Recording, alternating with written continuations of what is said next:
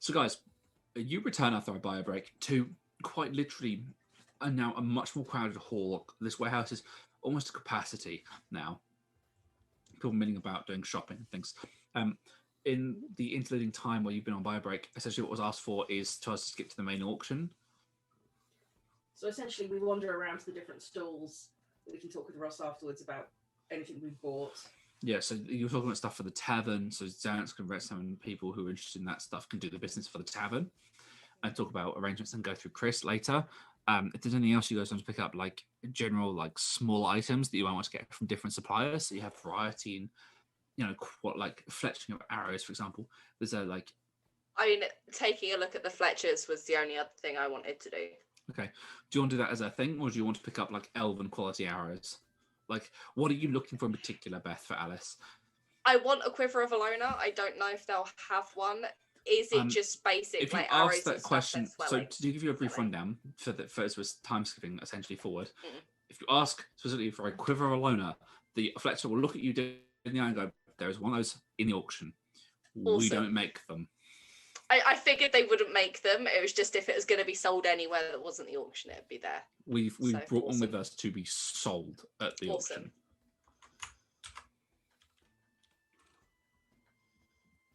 He says quickly checking what the fucking rarity on that on the list is. We were looking through the thing. What is on the auction list?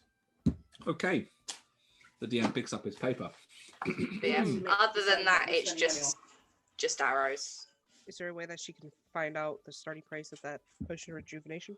I just fucking cut myself on the paper. Fuck.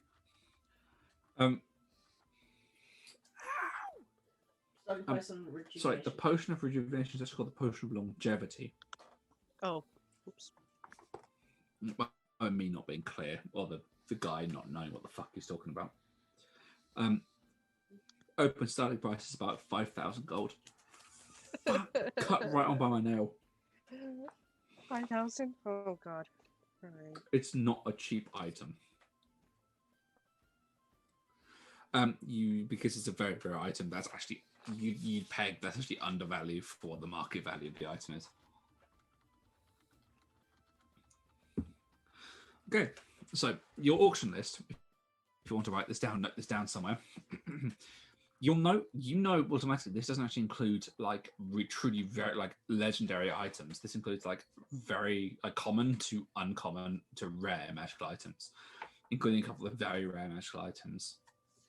The auction list includes things like a bag of holding, mouth of frost giant strength, potions of greater healing, potions of poison resistance, rods of the Pact Keeper, +2 breastplates, rod of absorption, splint armor of thunder resistance.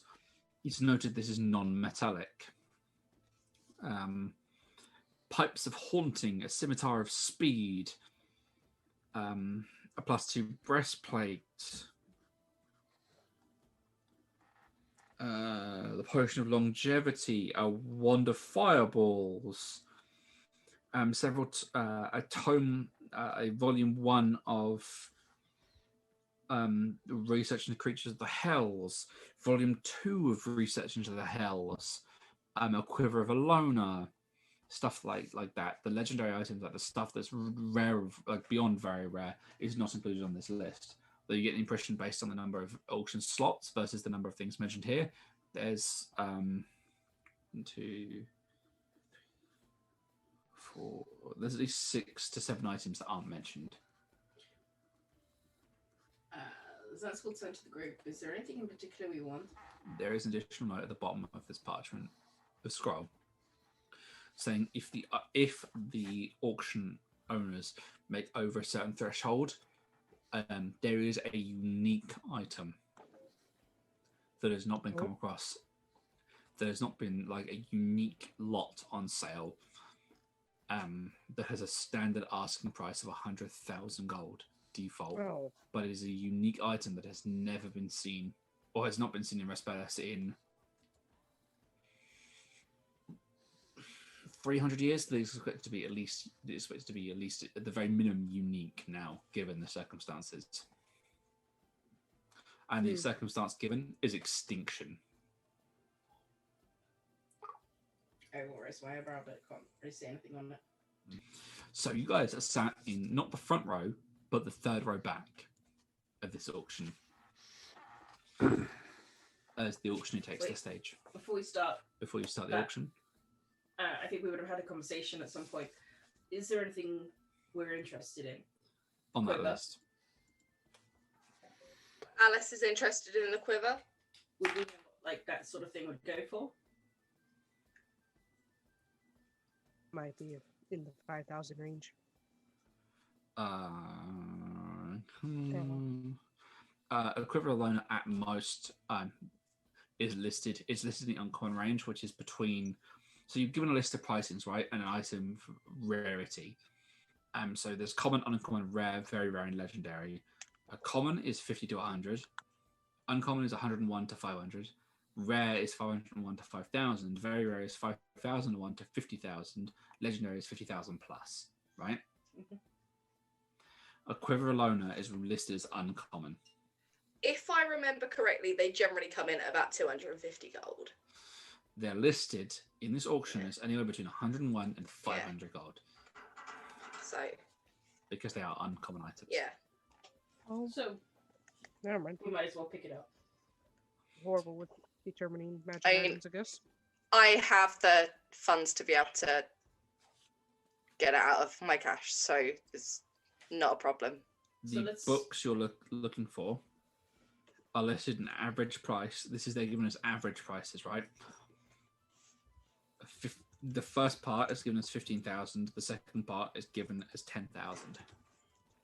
That's all in gold, by the way. That's not silver. It's not electrum, because no one uses electrum, or platinum, or bronze, copper, what the fuck it is. It's all gold. Everything here is in gold. So we definitely want the second book. I am willing to put in all but 300 gold for the book, because I need gold to write my spells. We can buy the book out of the company funds. Also, bearing in mind, you guys don't necessarily pay for them on board. It comes out of company profit. If you guys can't pay for it, or don't choose not to pay for it, it comes out of company profit, which means your dividends go down slightly. But you're talking for the quality of life you lead, living in the tavern as owners, would be at least a silver, because you don't get the treatment of lords, but you get Chris takes enough money to treat you well. You don't struggle. So that can come out of our company funds. But I will remind you I've got guys. 30,000 that. I will remind you guys. I roll for how well Chris does with the tavern, and Chris has a pretty good modifier, and he has help now that helps him. But you're paying for that help. And based on what Acquisitions Incorporated tells me, Chris is damn good at his job, and so are some of the people around him. But you pay for that shit. Yep. So bear in mind, you haven't claimed dividends in nearly 6 months in game. That's quite a lot of money. Well, that was the 4,000 that we got. Yeah, that was quite a lot of money. To be honest, Chris has done you really well, guys. Chris has rolled like a fucking god for the last, however many months. We appreciate Chris and his roles. So, that's why we keep giving him heroes. Sign up his bonus checks without arguing. So I'll be real, don't expect that much money. But the majority of money comes out of adventuring, because that shit's expensive. Yes. We definitely want the second book. Do we really want to push it and get the first? Possibly. The first would be helpful, but because that would take pretty much all our money. I would see how the auction goes, and if it's on the lower end of things, maybe think of take something in. If we don't have anything else that pops up that we want to get. We're literally talking about spending 2/3 of our money on 2 books. It depends. Do you want to spread your money out and do well in other? I would imagine there's about half our conversation between the group about things that they're interested in seeing what the price is going for and whether it's worth it.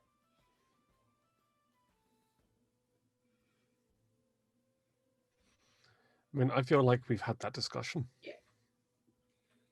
And then we all sit down. Are you already waiting for the thing? Hey, DM, I'd like to spot the what was his little nickname thing? Librarian? The librarian, you're looking for him. The man with the pocket just watch. Yeah, just a small spot. I A roll a small little perception where's check. Waldo? Roll a perception check. 8? You don't see him. Like you're expecting, there's a lot of grey like suit robes, like 3-piece suit robes with like waistcoats and things here, but you don't see anyone that immediately catches your eye as being that person on the 16. Old people everywhere. She'll mumble. Mm-hmm.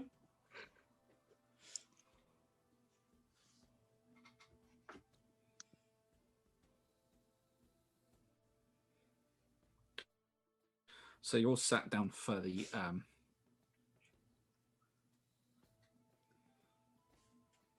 Yes. you're all sat down for the Yeah. auction. Okay, perfect. Mhm. So as you guys take your seats, you guys individually have named seats. You know there is a scene both for Xantus and Blitz that remain occupied. As if someone wasn't sure whether or not the whole order by you rocking up or just part of it. So there are 2 seats to your immediate right as you guys all sit down. Sense smiles a little, seeing their names on seats.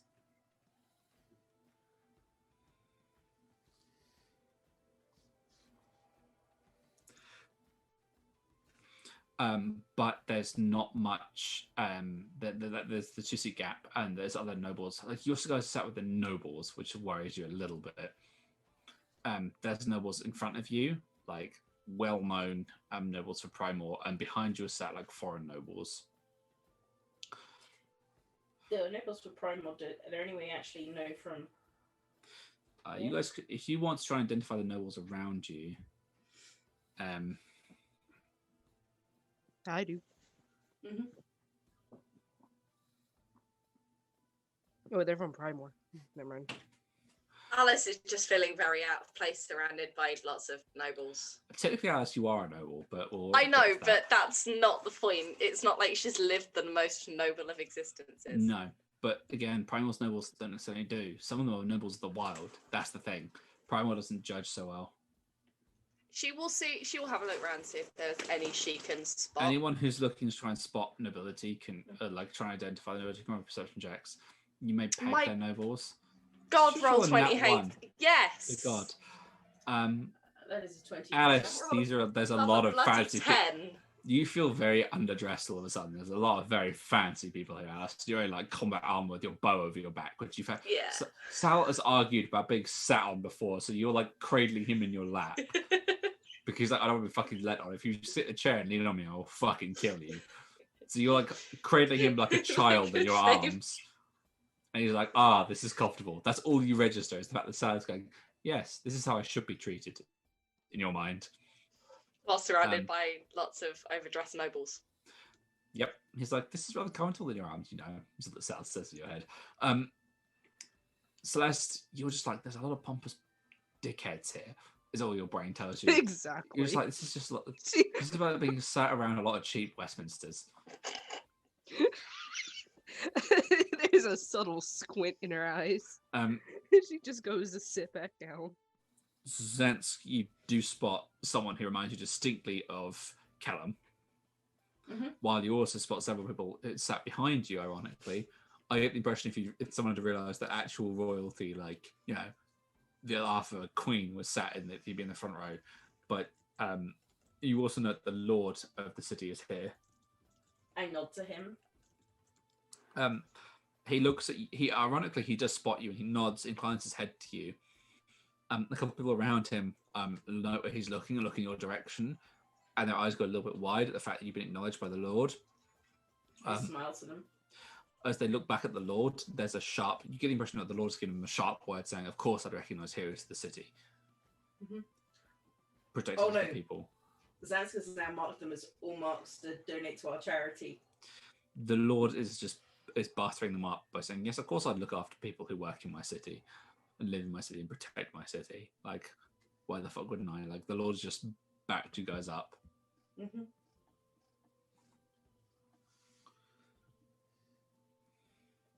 These are now all people Zansk expects to be donating to the hospital.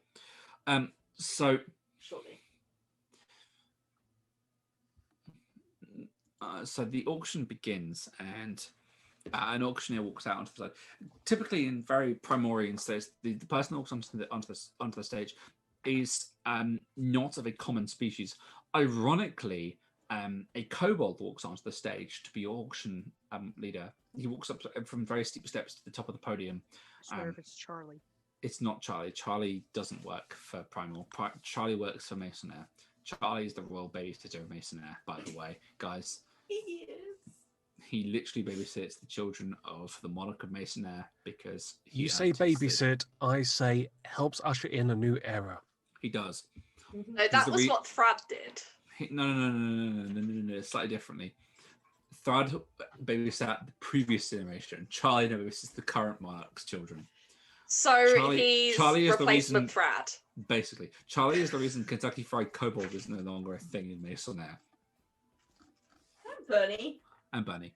But Bunny went mad. Bunny went mad and makes boots in the Primorian in the equivalent of Frey Hollow's basement for shits and giggles. It's because he only makes left boots. He makes the occasional right boot. But only the right boot, and they get put on the shelf. They're the display copy. He makes everyone. He makes them. Oh, fuck me. The DM has a boot level, like I said. Fuck. It's everywhere at this point.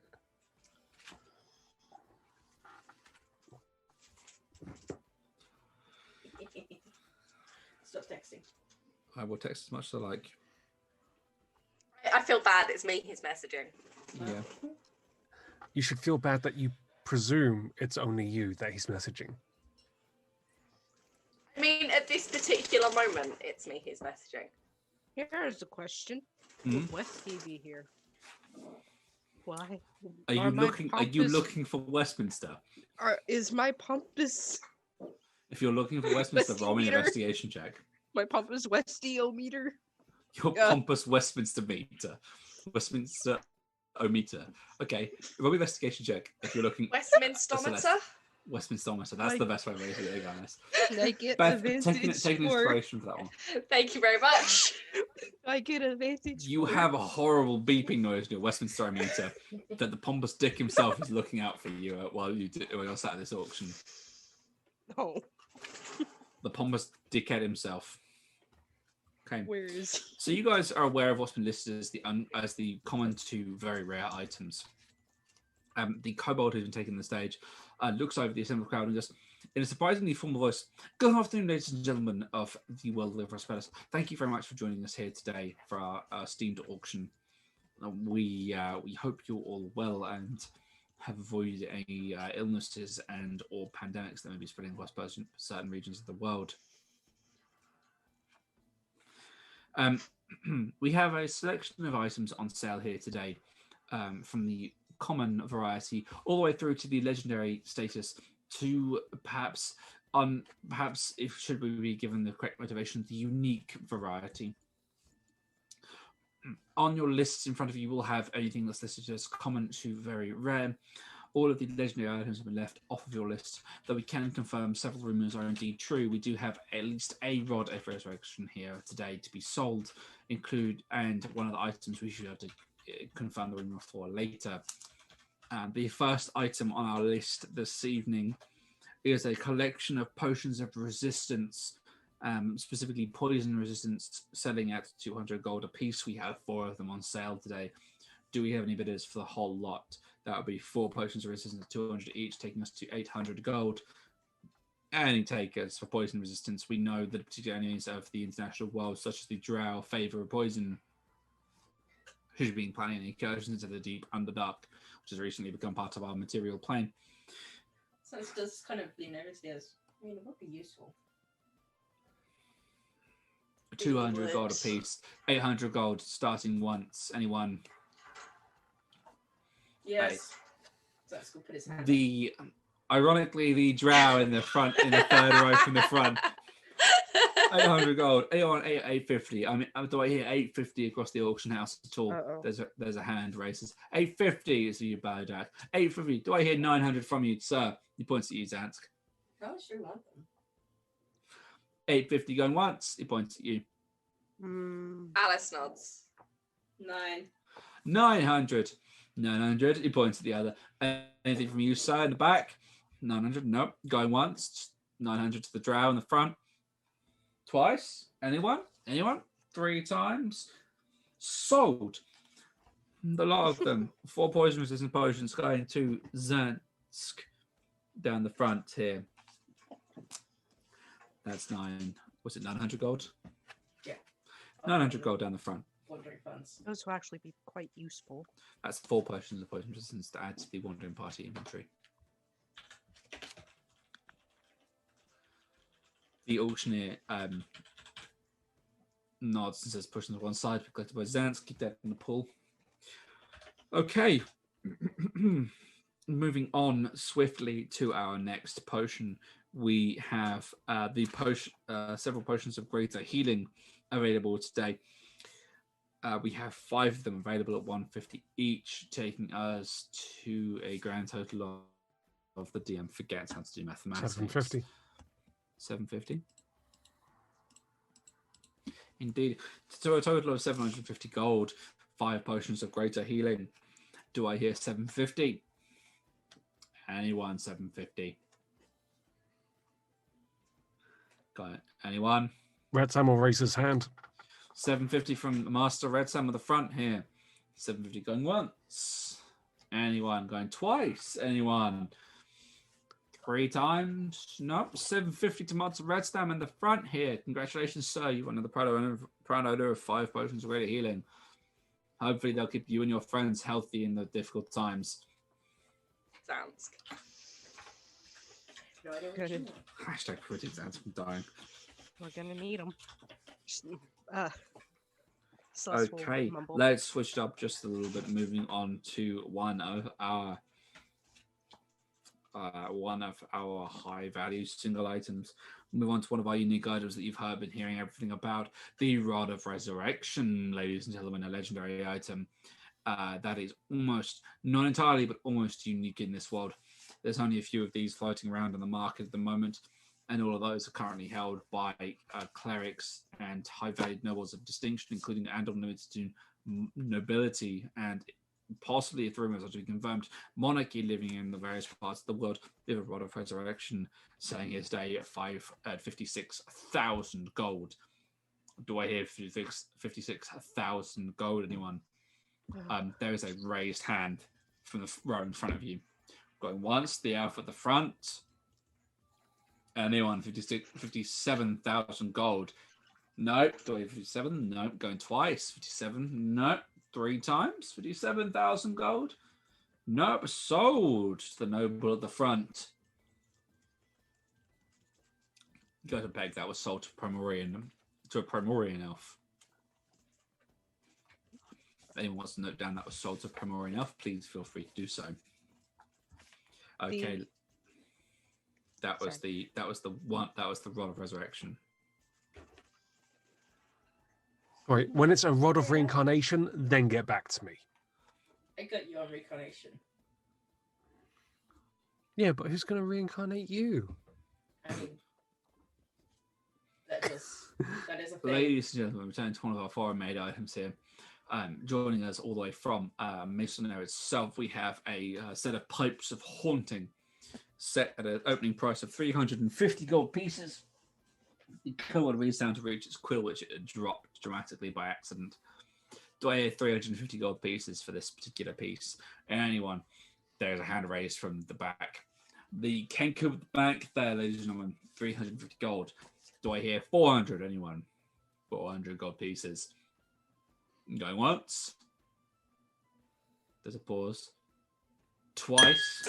As the DM throws his fucking pen at his drink. Oh my goodness. Fuck's sake. Pitch that like halfway across the fucking room. 3 times. Sold the Kenku at the back. Pipes of haunting for 350 gold pieces. Perfect. Lovely. Wonderful item for scaring the shit out of any would-be attackers. Okay. Moving on to an item of utility that adventurers, nobles, anyone who can afford it would like. a signature item of all the adventurers out there currently who have any money to their name. We have a bag of holding, ladies and gentlemen. The utility item of utility items. If you need to store your stuff on the move, this is the item for you. Ladies and gentlemen, bigger on the inside. As long as you don't push another bag of holding inside your bag of holding, you should be fine. Ladies and gentlemen, don't push your space inside your space, otherwise the world will go bang and you will disappear into a void of nothingness. We have a asking price of 500 gold pieces for a bag of holding. Do I hear 500 gold, ladies and gentlemen? A couple pauses. 500 gold pieces for a bag of holding. Do I hear one? Yes. Anyone? Nice. He points. The young lady at the front, Alice, I believe, of the Wandering Party, no less. Heroes of Primor, they are 500 gold. Yes, Alice, confirm. 500 gold, yes? Yep. Are you going once? The Wandering Party. He looks round. Twice. Do I hear 550? Anyone? Nope. 3 times. Not any resistance to this one. Alice, that bag of holding is yours. Awesome. Thank you. 500 gold pieces. Perfect. Okay, ladies and gentlemen, we are beginning to move, I believe, to move on to our rare items this evening.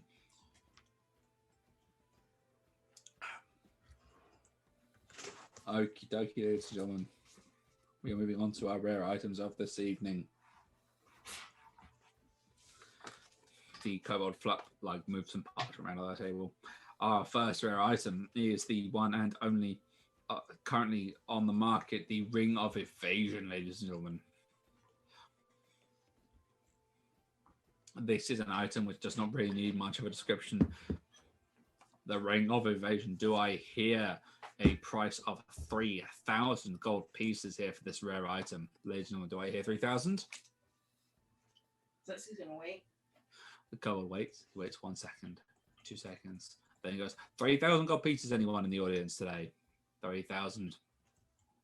2,500. Ooh, Master Zansk, the Wandering Party, yes? Uh-huh. The starting prices are 3,000. I can accept no bids lower than 3,000, I'm afraid, Master Zansk. Do I hear 3,000 from you, sir? So, yes.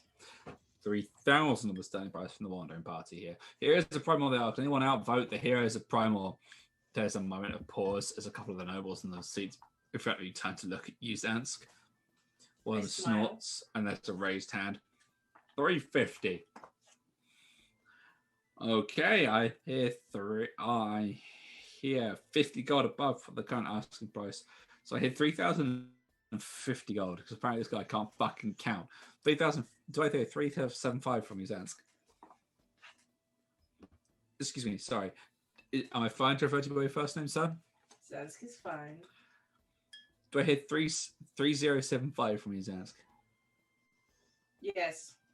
3,075. It points at the elf. I who look just at the tried other to guy, but outrange I'm you. not smiling. The other guy shrinks. And And ladies and gentlemen, from a wonderful piece of audience intimidation there, ladies and gentlemen, I think Zansk is on 3,075. Anyone willing to beat 3,075? Going once. Do anything higher from ladies and gentlemen. I don't see anything higher. 3,075. Zansk, it's yours at 3,075. Right, can I take note of who bid against me, though? I'd like to find them later. They're a row ahead of you, so they are Primorian nobility. You get the impression they're linked to Northdale in particular. Mm-hmm. It is an elf noble of Northdale. That is all you note down. You do not know anything further about them. But as long as I can pick them out later. Mm-hmm. You can do. Ladies and gentlemen, boys and girls, we have a truly rare belt at this point for you all. This piece of fashion is not just a piece of fashion, it is magically enchanted to grant the bearer and those who are attuned to it the strength of a legendary extinct frost giant. Ladies and gentlemen, it is a belt of frost giant strength with a starting price of a measly 4,000 gold pieces. Do I hear 4,000 gold pieces? Behind you, there's an arm raised from the elf sat behind the wonderful Wandering Party. 4,000 gold pieces. Anybody willing to bet 4,500? Do I hear 4,500? Nope. Nope. 4,500. Going once. For 4,000 to the elf and behind the wandering party. 4,000. 4,500. Anyone? 4,500. Nope. Twice. 3 times. Nope. Yours, behind the wandering party. 4,500 for 4,000 gold pieces. There's a. The brother-in-law will love this. From the elf sat behind you. Does anyone from the wandering party turn to look at who's behind you? Go on then. Behind you, and the elf you know is Kellum in disguise has just purchased a belt of frost giant strength and chuckled to himself. God, my brother-in-law will love this. Malbecs and frost giants. Fucking frost giants. Bastards, the lot of them. I mean, you say that. Although not in this world. Fucking drunk DMs. But have you ever seen their booties? Dead stuff.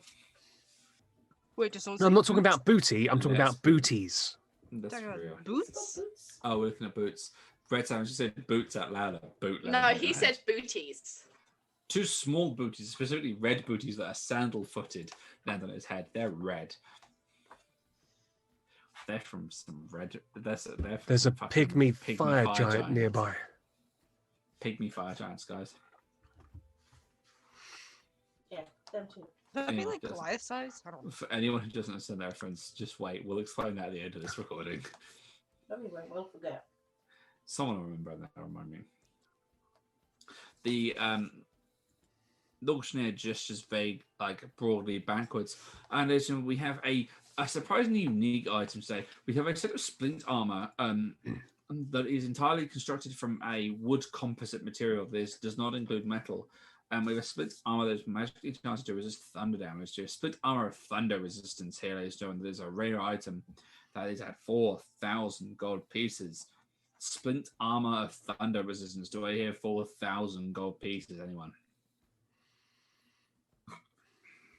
The kobold literally picks up a glass off there, then sips from the wine. That's some those. Do you need new armor? I was given armor by Alice for Yule only yesterday. But the question is the utility of the resistance going to be so important that I need to buy this now? I make the comment. I don't think it's something we're going to encumber. I think we're going to meet Going once, unsold once. The auctioneer looks around twice. Perhaps we can inquire in future. 4,000 gold, going Well, 3 times. That is unsold at 4,000 gold pieces. Do I hear 3,500 for anyone? Nope. Once. Doesn't really wait this time. Twice. 3 times. Nope. Lot remains unsold. But the utility of it just wasn't good enough. That is an unsold item, ladies and gentlemen. That is a shame, but totally understandable. And that is quite a niche resistance. That is, I completely A understand. month and a half ago, it would have been really useful. No, because that would have been lightning. That would have been lightning, mate. God damn it. Thunder is a little bit different.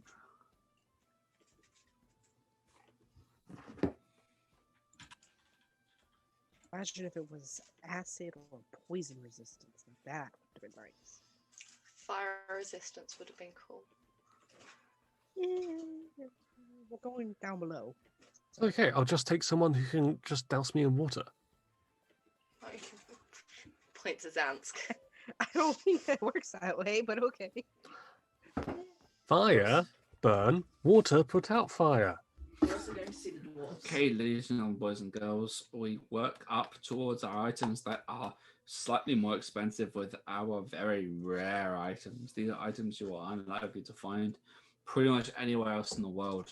The kobold tried really hard not to slur, but they had just enough alcohol that their words trailed together ever so slightly. Treat that as the DM is slurring.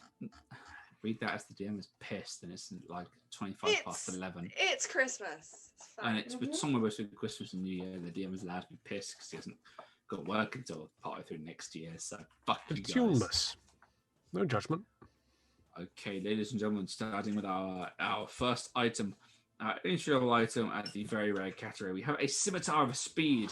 It borns from Rockwall itself, made by one of the finest craftsmen dwarves have to offer, and enchanted by those of Rockwall itself. I'm told this came out of the Gondin workrooms itself, the scimitar of speed, ladies and gentlemen. With a starting asking price of minimum bid of 10,000 gold pieces. Do I hear 10,000 gold for this wonderful item? The kobold gestures, looking at this beautifully crafted scimitar that is clearly or not quite a masterwork, but a beautiful scimitar nonetheless. And you can see like where different metals are threaded through the blade that could positively glow with this magic. Do I hear 10,000 gold pieces of scimitar of speed? Looks around, going once. There's a raised hand. I see 10,000 for the representative of Ustros of all places. I didn't know Ustros had 10,000 gold pieces to spend. There's a laugh from the rest of as the candidate shakes their fist. All right, don't take it personally. 10,000 gold pieces for the candidate for the buyer from Ustros. I once, no one. Sometimes we going to Ustros twice, 3 times, and that is sold to the gentleman from Ustros. Didn't know you had 10,000 gold in your treasury, you fucking new bloods. That is sold to Ustros. Zance just raises an eyebrow at the kobold. Don't raise your eyebrow. Me must transform by I see you. I know that their king is staying in your tavern, but he is not here. So if he wants to come and have a go, he is more than welcome to, because I am well and truly pissed, ladies and gentlemen. Right. Moving on, our next of our wonderful. Celeste will whisper to the others. He's getting a bit mouthy, ain't he? Miss Celeste, the Wizard of the Wandering Party, student at Westminster. I also hearing She this clearly whispered. far better than yours. She whispered. I clearly have liberating skills and hearing that is far better than yours, miss. Hold your tongue if you wish to remain part of this audience. The next of our very rare items, using those who get their magic from a pact, hold with those that may or may not be beyond this world, or a blade which they have held since time immemorial. We have a rod of the Pact Keeper. Do I hear a sorry, to further clarify, I'm told this is a +3 blade, rod of the Pact Keeper. Do I hear 15,000 for a +3 rod of the Pact Keeper? Anyone who has a patron here in the audience? Do you get your magic like a contracted bitch? Do I hear 15,000? 50,000 anyone? There's a hand raised. I hear 50,000 for the contracted bitch in the back. 50,000. Going once. The kobold is like laughing about there. We done magic shame here. No, we're not magic shaming. We're just laughing. Casters too. We're just laughing at the person who only knows Eldritch Blast. Going twice to the warlock in the back. There's a lot. There's a. I'm not a warlock, you asshole. It's like, clearly you're just a magicless asshole then. 15,000 to the not magical person in the back. Anyone? Going 3 times. Anyone? 15,000 to the definitely not a warlock in the back. Good to know. Sold to the definitely not a contract-driven bitch in the back. That sounds like a very poor euphemism. The girl moves their parchment around the table. Perfect. Okay, ladies and gentlemen, how about we say we spice this up and take a quick dabble from the items that are not declared on the chart today. How about, what would you say if I moved on to the legendary items, just from one legendary item from my list for you guys to spice things up? How would you say about that? Would you say yes to that? Yeah. I hear a yes from the Wandering Party. I hear a yes from the rest of the audience. There's a yeah from a couple in the back. Go listen to the dwarf, as you hear a familiar voice say from the back. I hear a yes. Listen to the dwarf from the back. Perfect. We'll move on to one of our legendary items, just to spice this particularly wonderful auction up in the back. ladies and gentlemen, how about we move on to one of our legendary items? An item that I'm sure you've all heard here is a rumor may or may not be present on our inventory. Ladies and gentlemen, my wonderful glamorous assistant on the stage here is going to reveal to you a weapon of such storied historical significance that you would be truly amongst an exclusive club should you ever hold this weapon, let alone wield it in battle against your foes. There's no, we have a weapon that is so touched by those who have come before us and ascended unto higher planes. We call it the Holy Avenger. It is a long sword, portally touched and blessed by the one formerly known as God himself, now known as Custody Swords. Then we have the Holy Avenger, a long sword we have here today, apparently truly legendary item. He gestures broadly back at this weapon that is like one of these beautiful silk like curtains is pulled down across the thing, this drape that's pulled away, and instead of beautiful glass, like crystal glass display case, a long sword that is slightly dented in places, but it glows almost with inner power. Its grip is like the scabbard itself, like the scabbard alone, like the way you sheath the sword in, is a work of art in its own place. The hilt of the blade is beautiful, intricately designed and carved. This blade is, to be frank, it's a dented, battle-worn masterwork, and it sits there sat in this case. The groove in the center of the blade, like glowing ever so faintly with divine power, wieldable by any of those amongst our audience, or those whom for which you are the truly benevolent patron. Divine power is wrought in this blade, wieldable by any of those of the clerical or paladin origins. It's a matter that you particularly believe in the deity that blessed this. It matters truly the oath or the creed by which you live. This is a Holy Avenger, a weapon of a truly the only person I can believe, the only type of character, the person I can believe that could ever wield this probably is a paladin, an oath sworn. Those who live by a creed that is truly the very underpinning value of their lifestyle. This is not a unique item. We'll bring to that later. Shall we make enough money in this auction today? But this is a long sword that has seen blood, not just any blood, but dragon blood 250 years ago. It's believed this is a long sword that was used by God himself as he struck down one of the heads of Tiamat. This Holy Avenger is purchasable by yourselves today, and merely 100,000 gold pieces. That's right, 100,000 gold pieces for this truly beautiful part of our shared and beloved history. And a hand goes up. I already see from the fourth row back 100,000 gold from the elf behind the wandering party. 100,000 gold, beautifully done, sir. I do believe you may be a perfect purchaser for this weapon. Which elf was it? Like who? It was the guy behind you. You guy you know is clearly Kel Malak Donhai. Of course. Do I hear 150,000 gold behind him? Anyone in the room? 150,000. Nope. Going once at 100,000. 150. Anyone in the room? 150. Nope. Twice. Nope. 3 times. Nope. I see no one else. 4 times. 4 times for luck as the dwarf of the wandering party, the hero of Freyhollow, one of the heroes of Freyhollow. Sam yells out, "Unless you do it on credit." He laughs aloud. So, Red Sam, despite your reputation, your fearsome belief, and the fact you yourself, sir, are a paladin, I do not believe we can do that on credit for you, sir. That's a lot of money. Well, I believe the sword is working its way into fated hands. There's a laugh. Then in which case, you won't mind me saying 100,000 gold to the elf sat directly behind you, Master Red Sam. The elf, I believe, representing Miss on Air in this particular auction, for 100,000 gold pieces. Red Sam does a polite golf clap.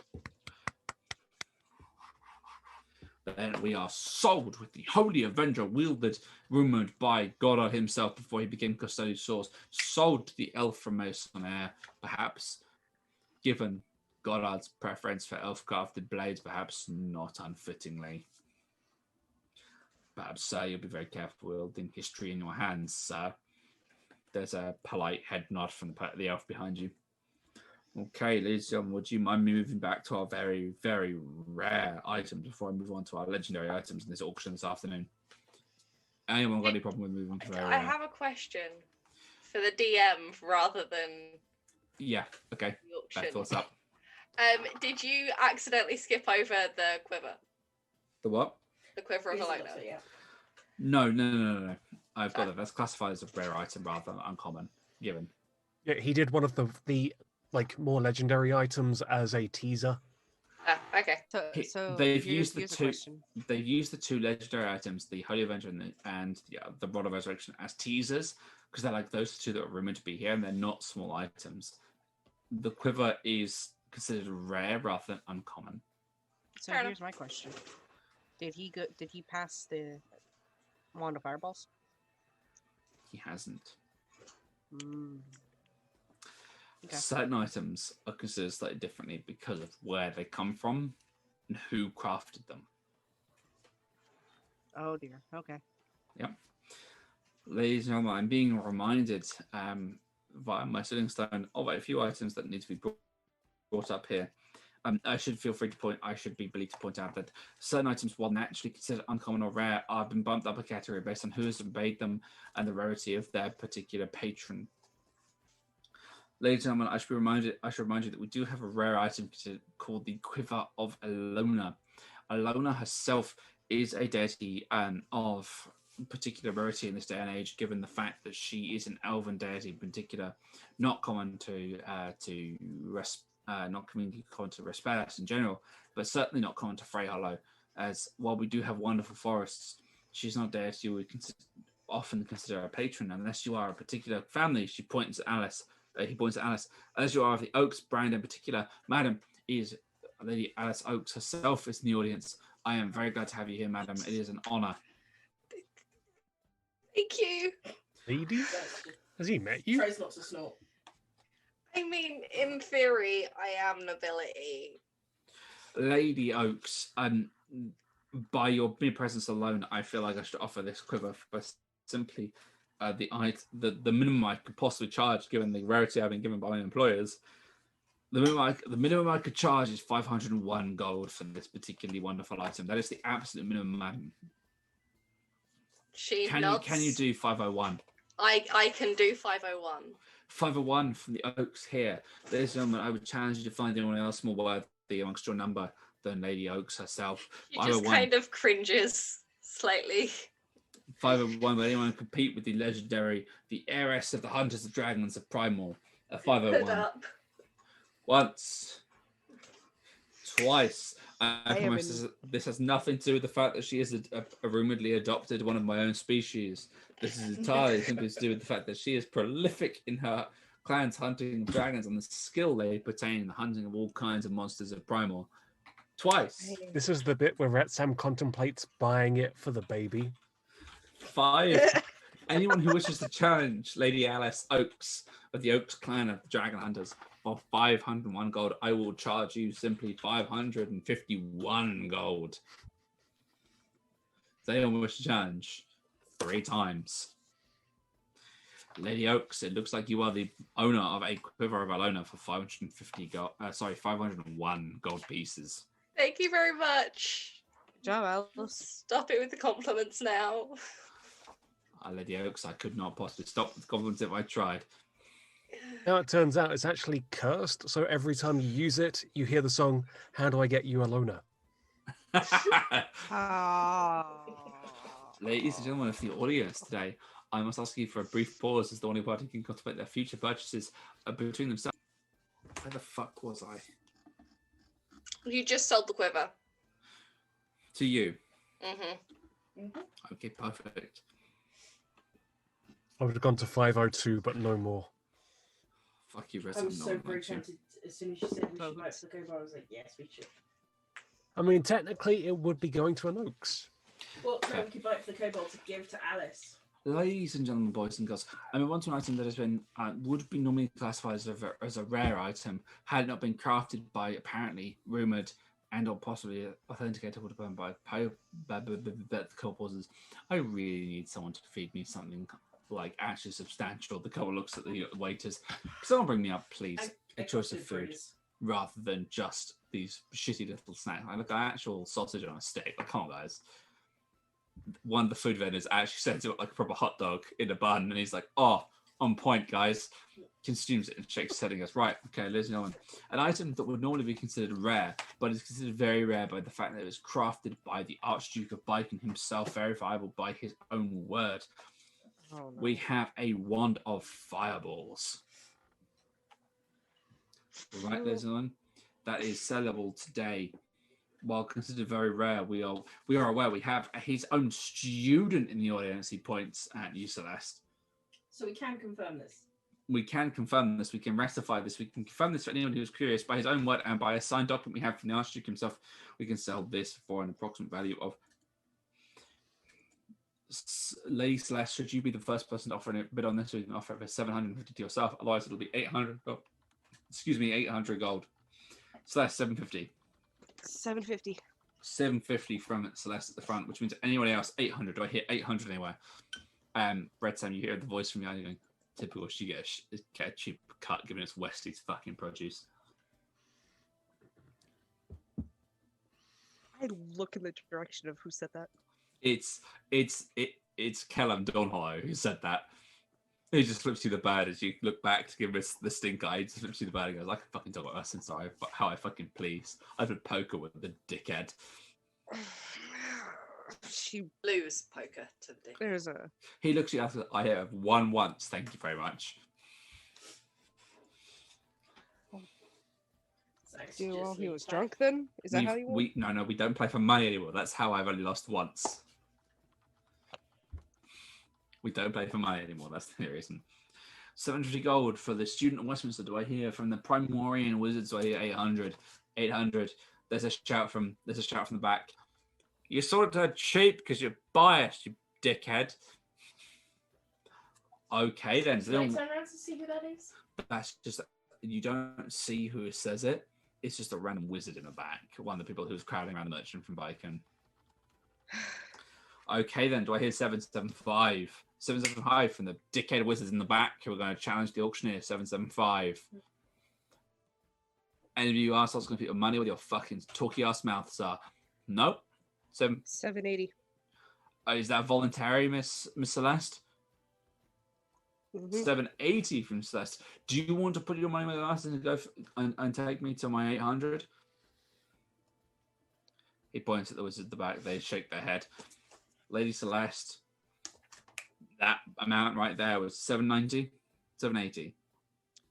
780. 780 points at the wizard at the back for more, and that just shows why she gets it at a discount price, because you guys are too much little bitches to actually put your money where your fucking mouths are, you stink ass broke wizards. There is a smirk on her face, eating grin. The auctioneer looks down at you. I like you, Miss Celeste. You put your money where your mouth is, and you're not afraid to talk up. So let's call lean over to Celeste. Just remember, you have to buy your components from the ones in the back at some point. I know. I've been purchasing my own components and stuff already. Mm-hmm. Okay, listen, we're moving on to the last couple of our very rare items here with us this evening. With us, we have a piece of armor this evening. We have what we classified by our wizarding cousins as a +2 breastplate made of the finest bronze. Is anyone interested in our +2 breastplate? There is I'll take it on the back. +2 breastplate at 25,000 gold. Thank you very much to the back, sir. You guys look back. You actually know this is an adventurer. From the look of him, you get he's a mercenary or an adventurer, one of the two. You're not entirely sure which. Okay, anybody else for 25? Anyone else want to challenge him on 25,500? Anyone? Going once, twice. The broad, muscular man back to 25,000 gold on the +2 breastplate. Thank you very much, ladies and gentlemen. Okay. moving on to our very last, very rare item for this evening, ladies and gentlemen, across this auction hall here in Freight Hollow, we've dealt with armor, we've dealt with weapons, we've dealt with all kinds of magical shenanigans. Now we have a singular item here, starting at 25,000 gold as well. We have a Rod of Absorption, ladies and gentlemen, a wonderful magical item here that doesn't get too much of a look in this day and age. Does everyone know what a Rod of Absorption does, or do you need this wonderful auctioneer to express his knowledge of magical items to tell you this? Take a second to flex your academic knowledge. You wish to know, Master Red, exactly what this item does, yes? Yes. Perfect, ladies and gentlemen, I will tell you what this Rod of Absorption does. While holding this rod, you can use a reaction to absorb a spell that is targeting only you and not an area of effect. The absorb spell's effect is cancelled, and the spell's energy, not the spell itself, is stored in the rod. The energy is the same level of the spell level of which it was cast. You can absorb up to 50 levels of spells of energy over the course of its existence. Once the rod absorbs more than 50 levels of energy, it can't absorb more. If you're the spellcaster holding the rod, you can convert the energy stored into spell slots you can use to cast spells that you prepare or know. Hear that, ladies and gentlemen? There are other predicaments that, unfortunately, as a spellcaster, I do not know. There are other restrictions based on what you can turn around with that, but I do not know what it is. I would assume it is basically like carrying your own extra spell slots around in your arm as a rod, in rod form. Okay, ladies and gentlemen, it is a pre-owned rod, which means it does have a certain number of spell levels already in there. There are already 25 levels of spells stored in there, ladies and gentlemen, which does bump its price up ever so slightly, which is why we're only asking 25,000 gold for such an item rather than the full price we could ask in this bracket. Do I hear 25,000 gold from anyone for 25 levels of spells inside this Rod of Absorption? It's a general pause before an arm goes up. There's a rather gnarled, leathered-skinned old wizard who raises their hand in the back, who stood with a slight hunch. Not a noble, but clearly a wizard of some repute. The auctioneer gestures to them. Ladies and gentlemen, the Rod of Absorption to that wizened pit like elder in the back for 25,000. Do I hear 26? Anyone? Nope. Once, twice, 3 times. Gone to the wizened wizard in the back for 25,000 for absorption. Okay, ladies and gentlemen, that takes us to the end of our very rare items today, taking us to the unlisted, unknown, only rumored about, very legendary items. Now, you'll note we've used as examples the items you know about. Those are rumors that we've confirmed.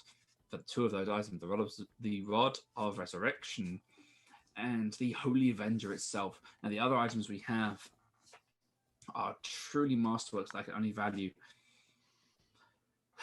within that bracket. I must admit, the Holy Avenger, I'm surprised sold at the price it did. Though there are other items, I begin with the lowest value, work upwards. Is that acceptable with everyone around me? Yes? Perfect. Most of these items come in at the standard minimum asking price for very legendary items. We have a dagger here, ladies and gentlemen, a truly masterwork dagger that is listed as retaining the enchantment of the Defender. This is a Defender dagger costing an asking price of 50,000 gold. Do I hear 50,000? 50,000, ladies and gentlemen. Nope. Do I hear 30,000 gold? Do I hear 30,000 on credit, ladies and gentlemen? Wait, did he go from 15 to 30? Yes, it did. And then to 30 on credit. 30 on credit, ladies and gentlemen. I'll give you a moment to consider it. It's also a dagger Defender, so this auctioneer clearly doesn't have high hopes for it. There's a pause as one of the auctioneers over on the side raises their hand. Ladies and gentlemen, I'm being told we have an offer, a conditional offer over the Sending Stones for 15,000 gold for this dagger Defender. Was anyone willing to beat 15,000? No. On a credit plan with the Brian Primal for 15,000 of minimum payments of 2,000 gold per calendar month. Nope. Can I Arcana to see what the Dagger Defender does? I'm an Arcana check, please. I'm on fire. 26. You know what a defender does. Do you need me to describe it, or can you? Yes, please. Oh, shit.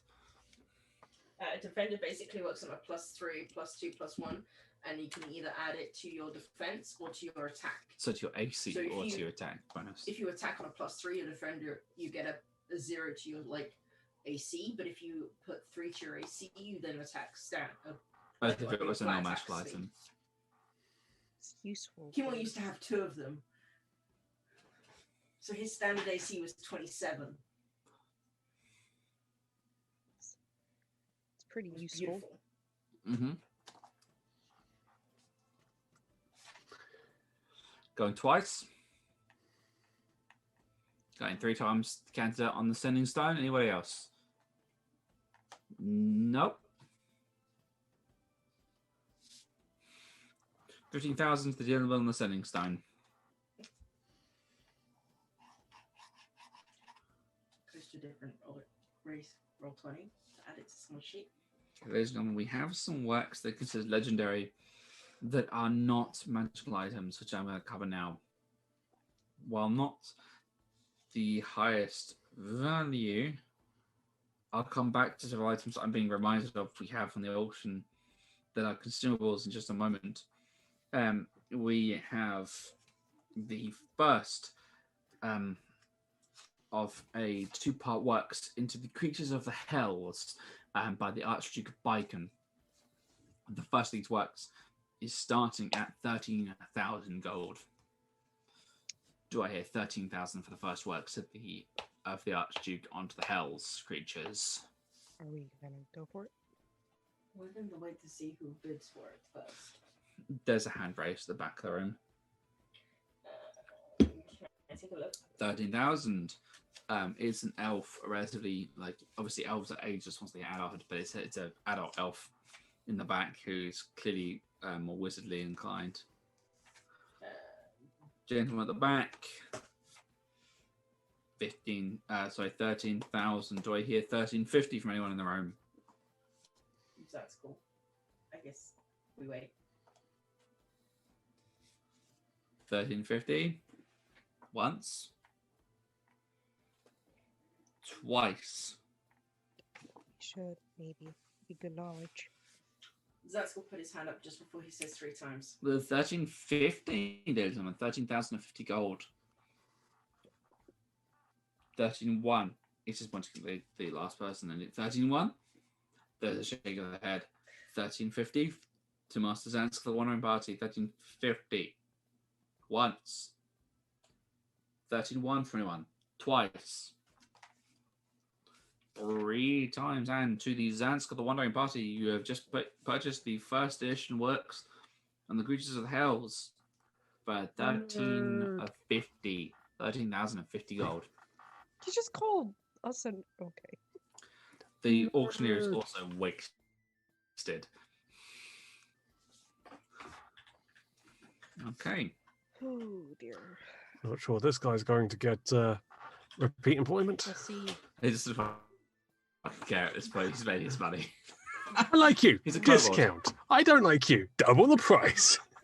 You were to get to me some kobold 3 times the price. He's made the commission minimum. It's fine. He's making his wages. He don't give a shit about nobody else. See. Sans leans over to Alice. We probably should have bought the kobold. The baby. I mean, I didn't think. Probably could have got 10% Yeah, I discount. didn't think it'd be the most appropriate place to bring a child. I Also don't think it'd true. be appropriate at all. You probably would have got more money off if Alice had the one that was bidding rather than Zadsk. But hey, you learn something every day, right? Ladies and gentlemen, I'm being reminded of a potion of longevity that we have amongst our items today.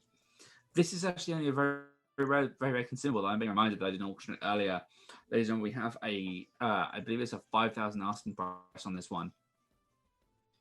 security board.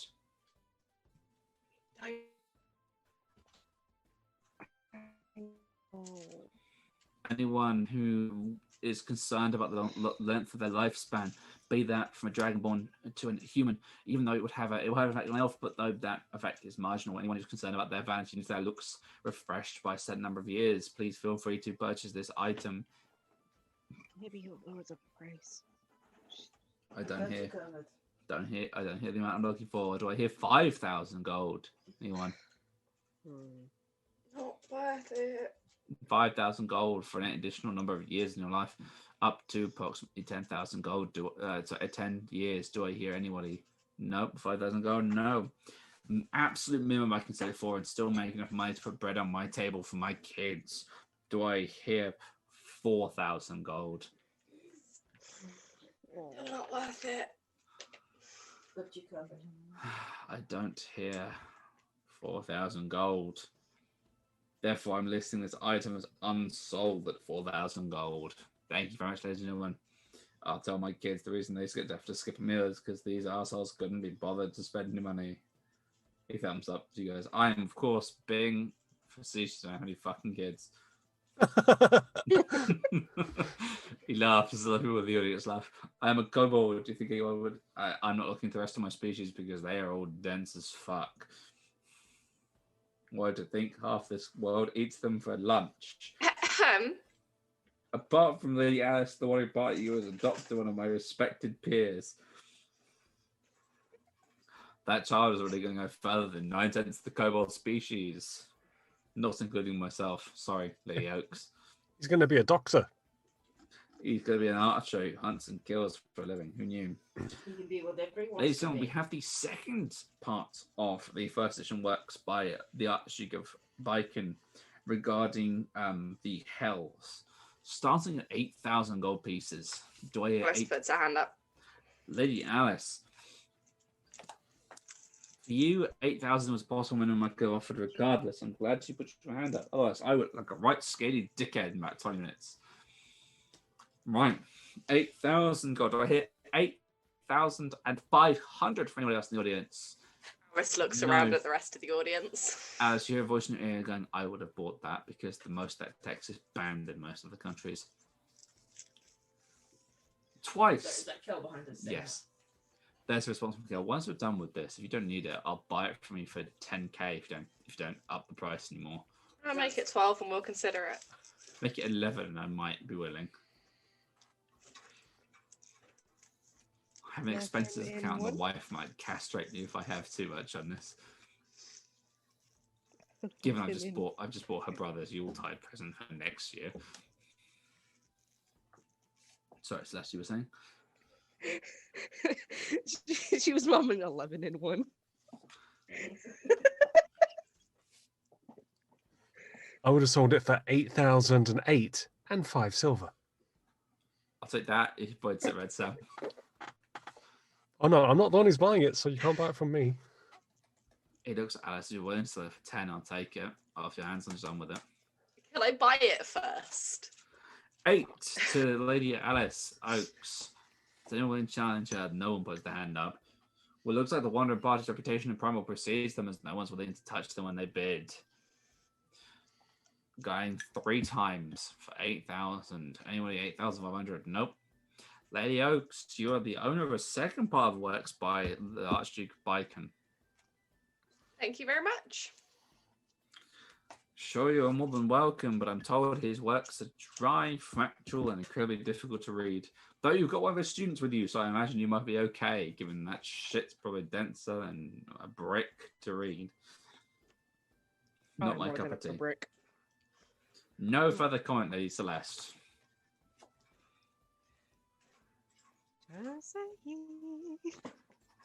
Okay, we'll move on to the last couple of our very legendary items today. So that was 8,000 we paid. Yeah. You got that considerably under market value because no one else is willing to buy it because most of that text is banned in 9 countries out of 10. Only if you know how to read. Red Sam should have no problem then. Ladies and gentlemen, we have a few items remaining. 3 items remaining on our legendary items list. I'm going to be blunt with you, ladies and gentlemen. The last 2 items, 2 of the 3 items are at 50,000 gold. Is anyone willing to look at 50,000 gold or higher? No one raises their hand. Then there's a pause, and you hear Callum go, "Depends on the item, asshole." All right. Oh, behind the one who bought it would be a sassy little shitbag, the auctioneer. We have 2 items, 50,000, 1 at 55,000. Would you be curious not buying them? And he's like, "What are they?" And so we have a +3 chainmail item, a ring of spell turning, and then a individual usage of sovereign glue. So, any of those catch your interest, Mr. Fancy Pants Elf in the back, who apparently is Mr. Moneybags this evening. Not to mention pompous shit. Clearly, he is a noble from Masonair. There's a snort and a, "Oi, that's rude." There's a response of, "I don't give a fuck, I'm just here to make money." After a couple moments, both the sovereign glue and the ring spell spell turning are sold to Kellum behind you for 50 and 55,000 gold apiece. After it's all said and done, I will lean back. I'm presuming that glue is going to get used for prank purposes. That glue is going to get me into a whole lot of trouble, which will be whole lots of fucking fun. Let us know how that goes. I will do. I'll let you know when you're stuck in the mud with it. And we'll let you know when we're done with the books. I will do, and I'll buy them individually off you for their market value prices. You got them for under them, if you're willing. We have some research to do, as you know. Oh, I know. But I couldn't justify spending that much money and then not getting anything out of them. So, and then just giving them to you, I'd be absolutely have my ass kicked by the accountants. Lending. You apologize. I apologize. I'm bound by politics as much as you guys are. We're bound by politics? I am bound by politics in the royal court. We are? No, I am. I mean, of course, we're bound by politics. We can't just go around mind controlling people in the city. And you haven't killed anybody. I snort and then stop. And you haven't killed anybody, which is also a good sign. You understand that while I'm bound by noble politics, you're bound by common politics. As a show of good faith, though, he does put Alice in your hand. He does put the ring of spell turning. I trust you'll return this to me when the books are done. You have returned from your venture to the Underdark. She nods. It might be useful to you all at that point. If you'll excuse me. Can I go find the noble I bid against for the ring? Which ring? Sorry. Evasion. Yep, there isn't. Did you win that, or did you lose that one? Yeah, I won it. Did you win or did you lose? Yeah. Sorry, the DM is drunk enough he can't fucking remember 5 minutes ago. So. Oh man, I'm so glad I won that Holy Avenger. Yeah, fuck you. I remember that one.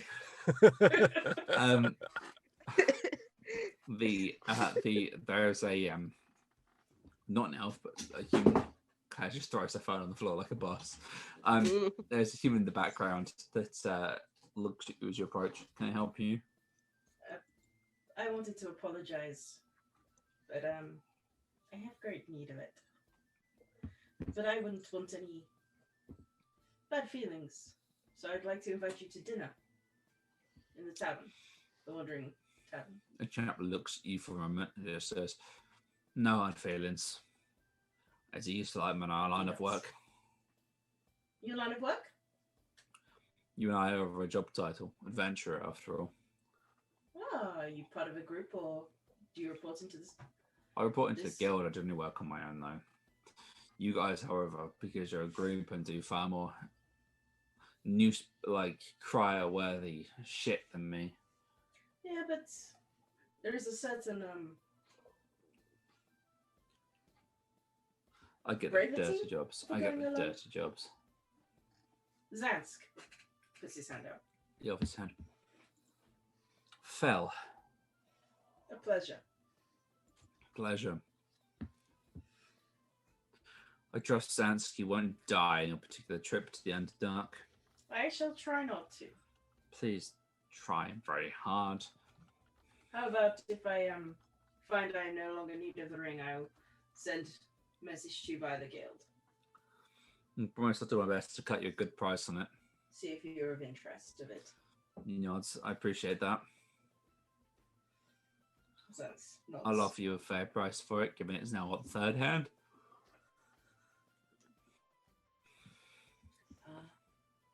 But I believe it does not lose value. That depends whether or not you actually die carrying it. I mean, you've heard of me, right? It's gonna happen. That third hand it is. He smiles. He laughs. Pleasure. If you ever need anything, please do drop into the tavern. And should you be in my neck of the woods out in Mason, they give me a shout. What part of Masonair?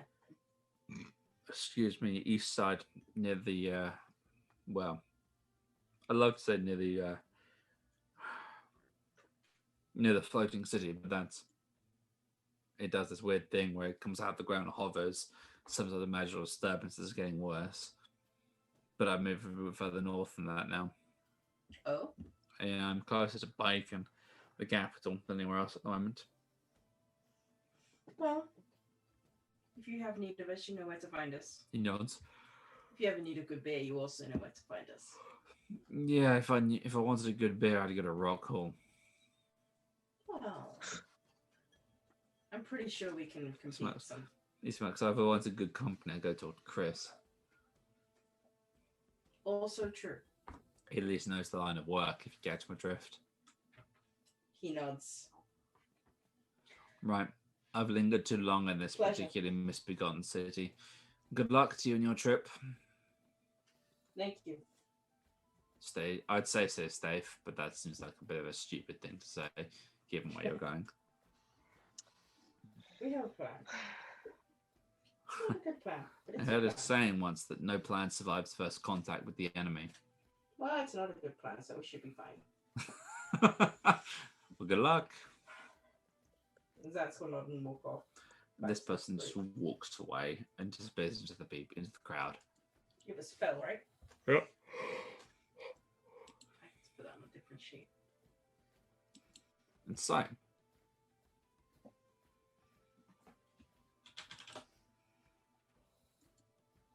Oh, that was not to you, Ross. wow, harsh.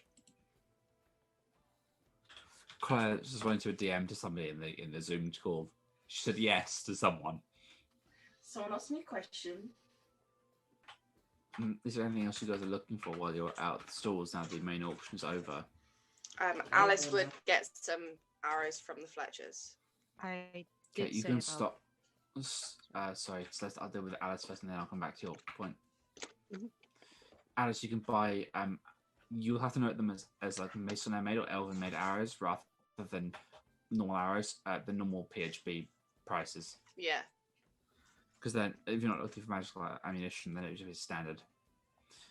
Alice, sorry, sorry, is Celeste what you're looking for? an extra spell book.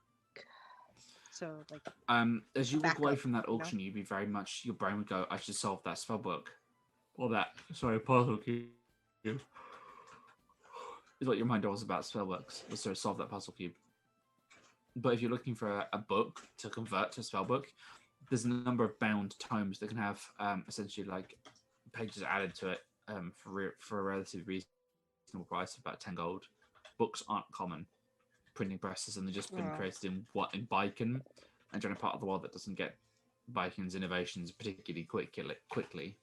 not even the stall that had Viking materials has It had spellcasting components, not books. Like Damn. it had a lot of stuff, but that stuff is particularly specialized. Like you would have been privileged not access to things like books because of your status as a student at a Westminster. journal. So you said like a journal of sorts? It's is what still you going to said? cost you like a pretty penny. You said it was like 10 gold. Yeah, because that's not something that's easy to come across. Like they'll be significantly cheaper in certain circles of Baiken, but they're not here. If that makes sense. Yeah, she'll go ahead and purchase one. She might actually start like late at night tweaking on it, Mhm. see if she can have runes on it to protect it and whatnot. Typical spellbook stuff. For typical spellbook protections that Celeste is useful, used to. You can roll me a Arcana check for certain bits and pieces about the book that you're looking for, as you try to put runes on it and stuff. I love the maths. It's going, oh fucking hell! What's it you rolling nat 20s on Arcana checks? This is the third one tonight. This is the This third one. is the third one. The first 2 rolls were nat 20s. I might as well just give up now. And your last Arcana check was only 1 off. Look at that, 26 out of 27. That's only 1 off. This book is, if you try and turn it into a full spell book, it's probably going to struggle because it might burn out because of the quality of the materials. But as a backup spell book, it would suit fine enough. It just wouldn't be as secure. That's Like fine, as long as it's she not has built. It's not built with the intention of it being a spell book. It's built as a journal. Yeah, totally. So she'll just get that, and then maybe if we happen to end up in Viken, The piece she'll of look parchment for in your a pocket. legit. The least piece of parchment in your pocket reminds you to solve the fucking puzzle cube. Oh my gosh! Oh, of course. It's like it reminds you and keeps drawing itself you back to it for a reason or some shit. Fuck knows. And later at night when we head back home, she'll start tweaking on the cube, messing with it. And so as the auction ends, and there's nothing else you guys are going after, we will draw back. We will draw back to the Wandering Tavern, to your home. It's a busy environment, as there's now sailors and everything drinking in there. There's different classes of people, sailors all the way up to nobles. Though there's very clearly where the sailors interacting with each other and the nobles are not interacting with the sailors unless absolutely necessary, and vice versa. But you guys sit in your normal table. It's loud. No one's going to overhear your conversation unless they really try to. Can I ask you all a question? Sure. Sure. The other day, the matron suggested I might be the next to lead the Church of Illustry here. He looks really uncomfortable as he says it. Do you think it's even possible? I mean, I'm barely a cleric and I am certainly a druid. I don't connect to people very well. I highly doubt the matron mother would have suggested it if she didn't think it was a plausible option. If she doesn't have faith in you, why would she suggest it? I mean, I don't know. you say that to yourself, but you're the one. Sorry. You're the one who is doing the brunt of talking business to people. Regardless of whether or not the matron mother believes in you, we do. And regardless of what you feel about yourself, you are connecting with people, creating bridges between your race and the surface races. You are capable of things you may not even comprehend, friend Satan. He chuckles.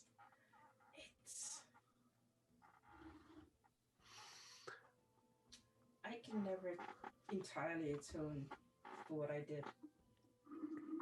Everything I do now, the hospital, the school, the homeless shelter, everything, is all to pay a debt that I can ultimately never pay.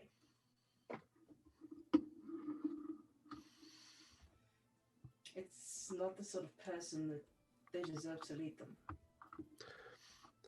I'm just not But sure how I by feel continually trying to be better, you would be the best person to take that mantle. Always striving to improve, always looking to give those in need a better tomorrow. And these are all Illustrious teachings, and I do take them to heart. But surely the leader of a church should be a high-level cleric. Why? I will never be that. I will always be druid. That is what I know. That is mostly why my mother hated me. I once heard a wise man say that it takes a sinner to know sin. A high-level cleric knows how to be a high-level cleric, but that doesn't mean that they know how to help people. That is worth thinking of. Not to put into this, but I'm not going to be as powerful as a typical wizard that puts all their life into studying. But you bring other things to that. And you bring other You know- things to your work as a cleric with your druidic abilities. Just look at what Miss Storm's done and how you've helped and how you've expanded on that. I mean, I grow herbs. It's not just growing them, you know how to use them. Some of them, yes. Some of them I still send to her and send my notes to her to firstly validate, but secondly, actually take further. But you can learn. And that's what you spend most of your time doing. We are all on our own adventures, and nobody expects you to have found every aspect of your path just yet.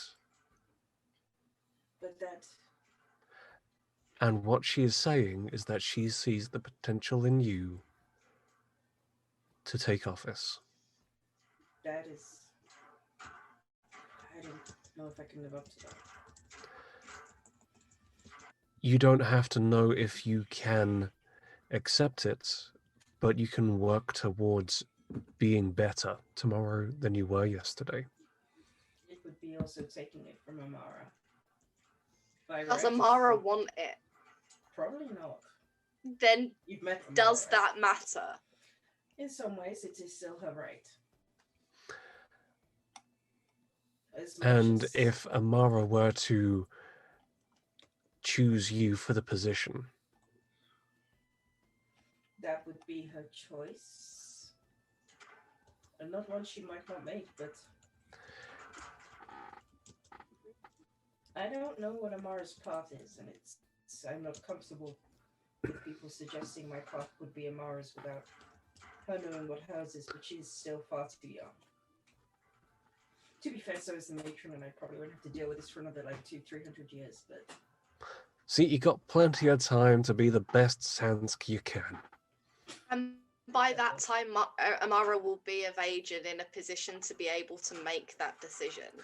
And if Amara decides that she wants that mantle, then hopefully those 200-300 years you will provide enough guidance that Amara is the best person for the job. that would be better. It would be a result. The best result we shall see. Well, some of us shall see. And in the meantime, all you can do is work on being you and doing what you're doing and continue learning and continue in your faith. And Zask will look to Alice and Celeste a little bit more than he does to Red Sam. But you realize then part of my journey will always be trying to improve the lives of people around us. Doesn't matter if it's in the city, in Northdale, in Fairspell, in Masonair, wherever. It means that most of my money will always go to charitable causes. And my time. Understandable. and Isn't that what the high priestess is doing, helping your kind?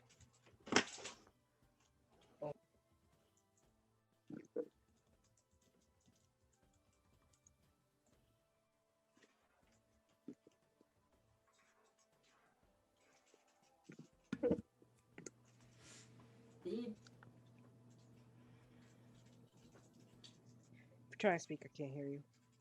I paused. That's why, because I'm Okay. trying to formulate Zansk's thoughts. It is.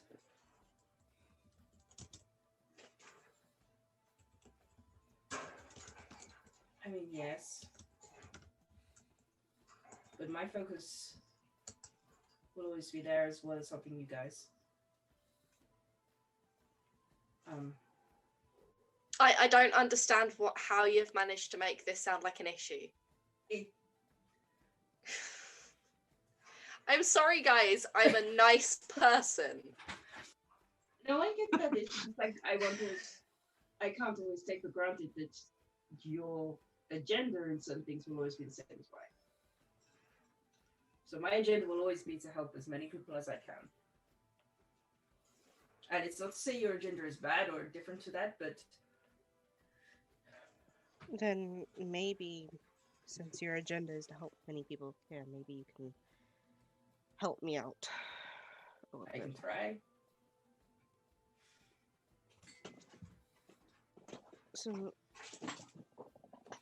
maybe it's a bit timed that I tell you guys about one of my main reasons as to why I wanted to get out of Biken's dusty bookshelves, I guess you'd say. I'm sorry.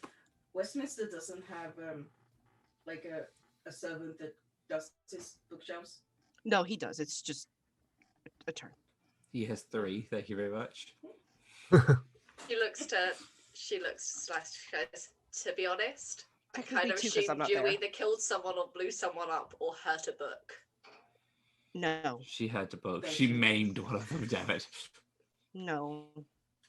Right down the spine. She just ran a knife down the spine of the book and was like, get the fuck out of my house. So, I have a brother.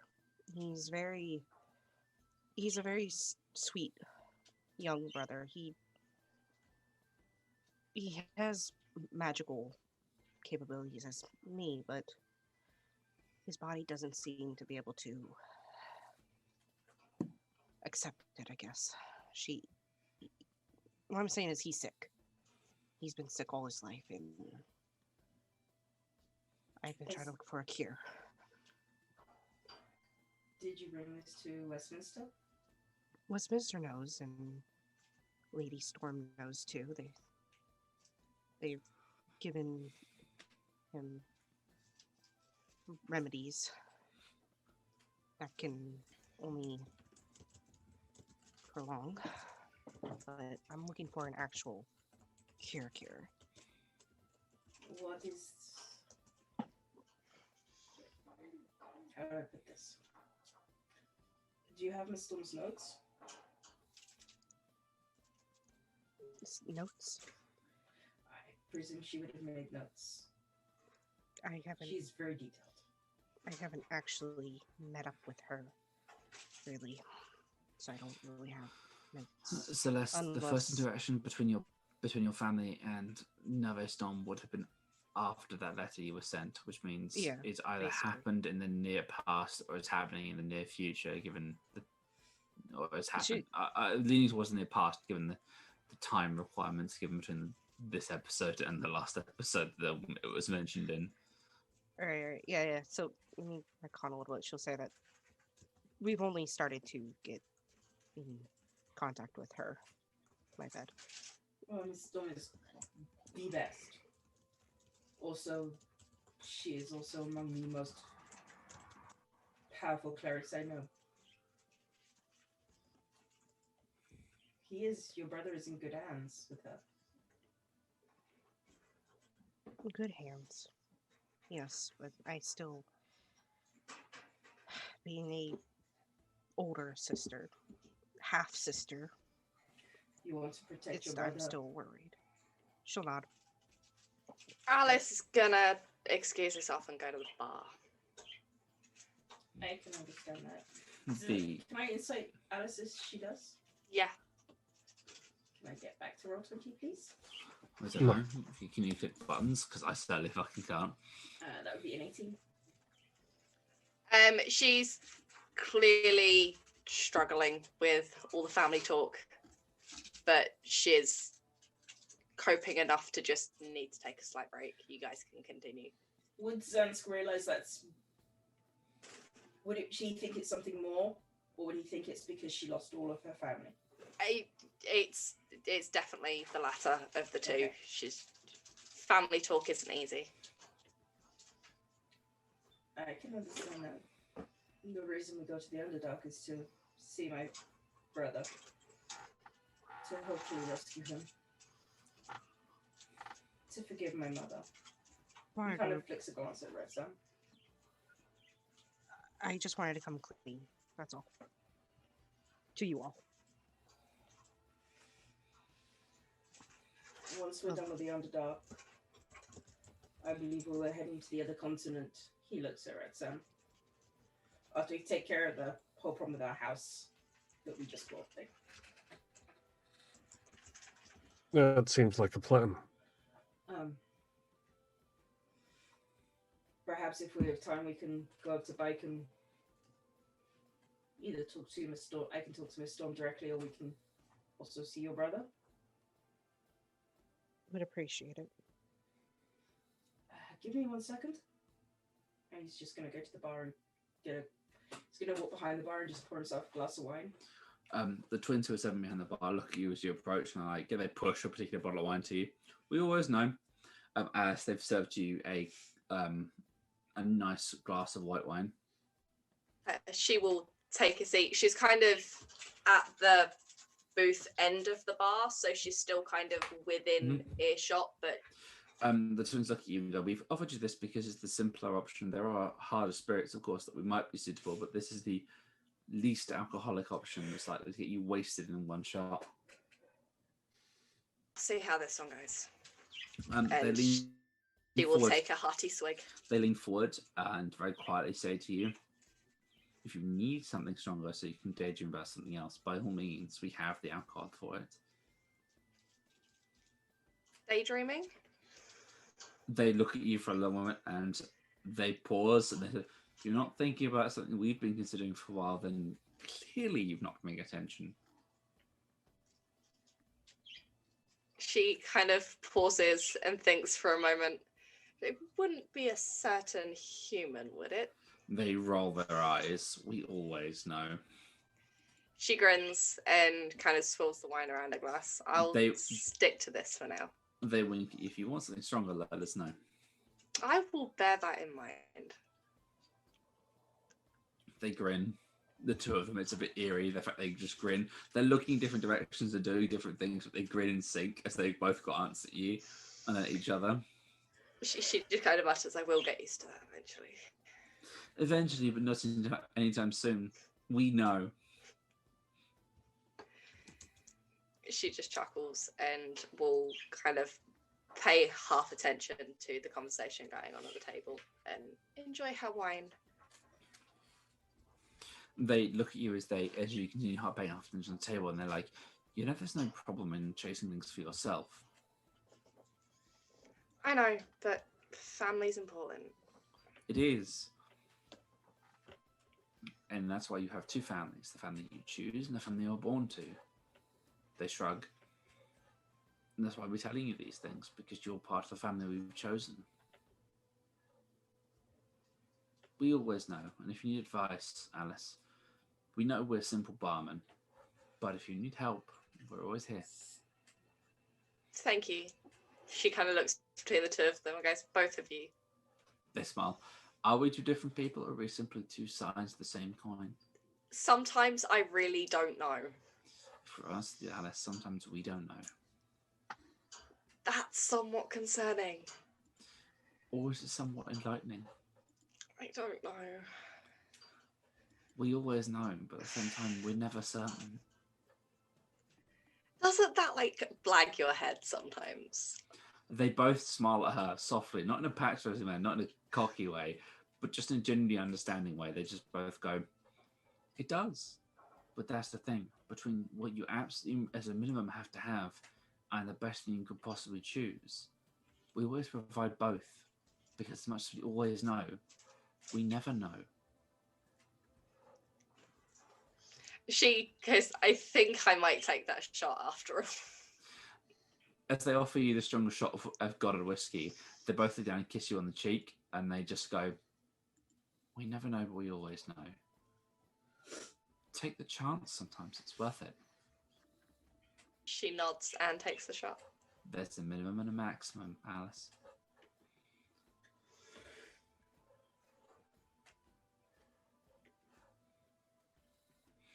They return once they've provided you with the shot. You can make a con save.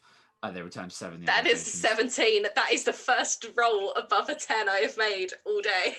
It's even worse. I failed, didn't I? Because it's divine level whiskey. Yes, you have failed. I don't even care. I rolled above a 10. It's fine. The whiskey, like, it warms you. Like, you feel content and slightly emboldened by the whiskey. But like as you stand, if you push yourself to your feet, you become distinctly aware the world's axis is also twisting horizontal as well as the vertical. Like you stand up, you're pretty sure you're going backward, but you're also going sideways. It's a bit confusing. She will very carefully try and set herself back down on the stool, and try and keep herself somewhat. The twins, they see you struggle carefully. They like hands on your shoulder, carefully guiding you back to the stool. They smile at you. Like there's no patronization. There's nothing cocky about this. But they smile sympathetically. And they're like, we'll tell you a secret. The thing about divination is there's a minimum and there's a maximum. We always know because we offer you the minimum, but you could choose the maximum.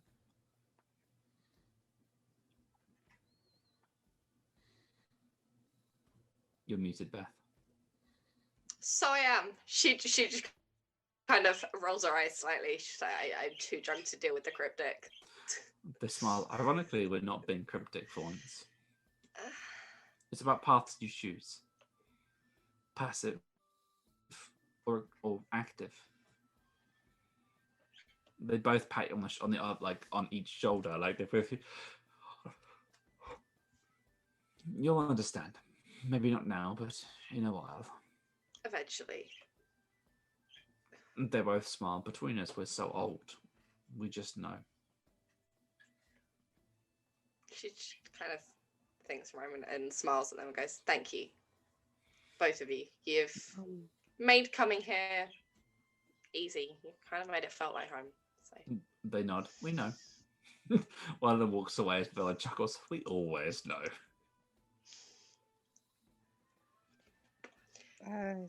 Seeing how she kind of the rest of the party can see this interaction that Alice has with the twins, but can't. And it's not normal, but you guys can't overhear this interaction because of the noise of the tavern. So Zansky's at the bar, but he's poured himself the glass of the red wine that the things. And he'll walk past Alice and just put his hand on her shoulder for a second and return to the thing. So it doesn't seem out of place, but he just lingers on a hand on her shoulder just a little. She'll give a slight smile and nod at him in reassurance that she is okay. She just needs a moment. Yeah. One of the twins who stayed near Alice just pipes up. He appreciates you, know. Yeah, I know. Family you choose. Exactly. Friends, indeed, that is what they are. Without the sounding crass, miss, do you know what a tree is? Do I know what a tree is? They smile. Metaphorically, miss. If you want to get into deep druid stuff, I guess We're wizards, miss. I don't know. It's a tree. They kind of symbolize life and death and rebirth and renewal every year and happiness and joy and spring and... A tree is part of a forest. And a forest is generally family. Generations of different trees all in the same place. Increasingly spread out over time.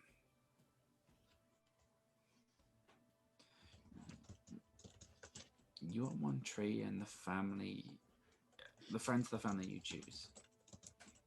We are our own forest in this tavern, and you are what you choose to be as part of it. Maybe you're not so alone. I'm slowly coming to realise this. The twins vaguely, like different. The two other like the twins are at different ends of the bar. Like one's talking to you, one's at the other end of the bar. They both inherently gesture towards the rest of the people in town. Perhaps you're not as alone as you thought. It is becoming a lot clearer. The twin standing in front of you just smiles and slides you another one of the shots. You can She accept. turns to Zansk. It's like, how long before we have to leave? Zansk's not here. Claire stepped away for a moment. Okay, she will turn to Ransom and go, how long before we have to leave? Sooner rather than later. We're taking the cart, right? Yep, we're leaving soon. She will take the other shot. You can win at the con save. Remember, Alice, you can either passively accept being a hero, or you can choose to be great. And greatness can be whatever you believe it to be. Be that as the one that continues your clan as a bloodline, or the one who chooses to trust her clan to her friends. That is up to you. They smile. As she lays her head on the bar and promptly falls asleep. They both smile as you nod off. As I roll a 9. As one of the one that's been talking to you smiles faintly, takes your shot glass. Redstone, you see, and Celeste, you see them pick up a shot glass, chuck it in the sink to be cleaned, and the elf moves around the bar, picking Alice up to pick her up for a nap. You know, they look at you, and you hear her quietly whisper in your mind as if by the message spell, "We'll put her in the carriage to sleep it off because we know you're leaving soon." I turn to Celeste and go, they know. Yes. I think my little explanation might have... Maybe I should have said anything. There is no harm and shame in sharing your troubles. That's what we're here for. As long as you wonder, we will do what we can to help. And we will understand when your priorities do not align with ours. Well, There's another voice that says, and sometimes it's worth understanding that your family as a blood and theirs as a family of choice have slightly different histories that may or may not cause slightly different feelings or emotions. It's worth considering that particular emotional output. As a figure who's now sat, you're sat at like one end of the booth of this table, and this figure is sat at like the head of the booth, and Redstone is sat opposite you as they sip from a shot glass of whiskey, and they grin at you guys. Hey, Redstone, Miss Celeste. who is this? This Our character? individual that Redstone recognizes as they've spoken to them repeatedly, and Celeste, you recognize from stories Westminster has told you. This is the figure of Goddard, or Custody Saws, if you're looking for today's little name.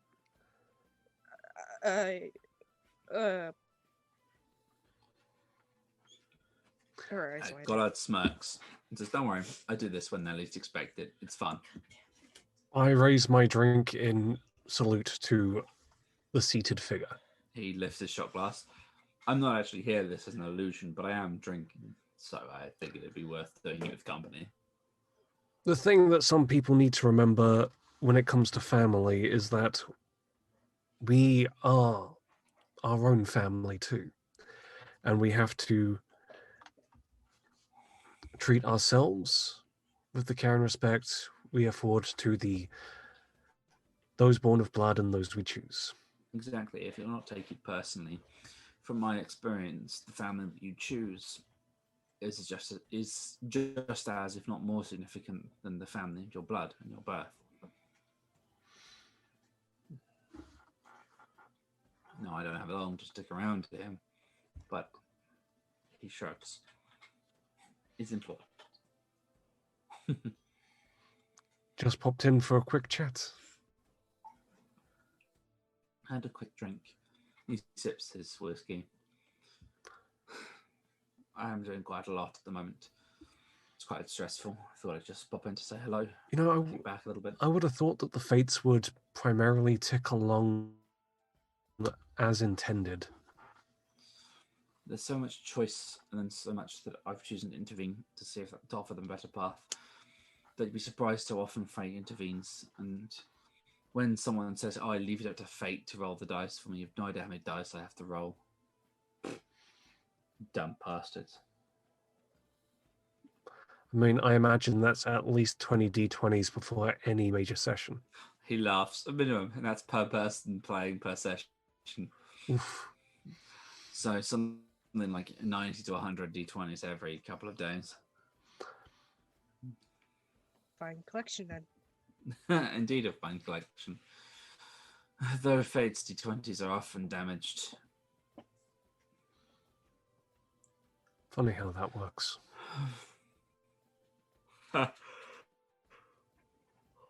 You're safe for not knowing, but the weave of fate and the tapestry of the future remains as much mystery to me as it is to you. Though I have guesses and estimates based on what I can see that you guys don't have insight to. But you're doing wonderfully, if I do say so myself. Good luck, though, in the Underdark. I mean, it feels a bit weird when the literal god of fate wishes you luck. He laughs. I can understand that, but I can't, of course, influence your decisions. So it comes down to what you choose. As your friends behind the bar, the divination wizards would say, I always know, but I don't. Well, I choose for the best of all worlds. That, I assume, is a more difficult decision than you realize. Give it time. He yawns to himself as he moves on. Indeed, perhaps we need to give it more further time. Perhaps you'll see what I mean in due course. I may never see what you mean, but I am glad that you say it regardless. Perhaps your wisdom one day stretches to somewhat of what I can see, but that remains a concept of you and a choice, an option based on your choices. Perhaps you should all retire to your cart and begin your travels.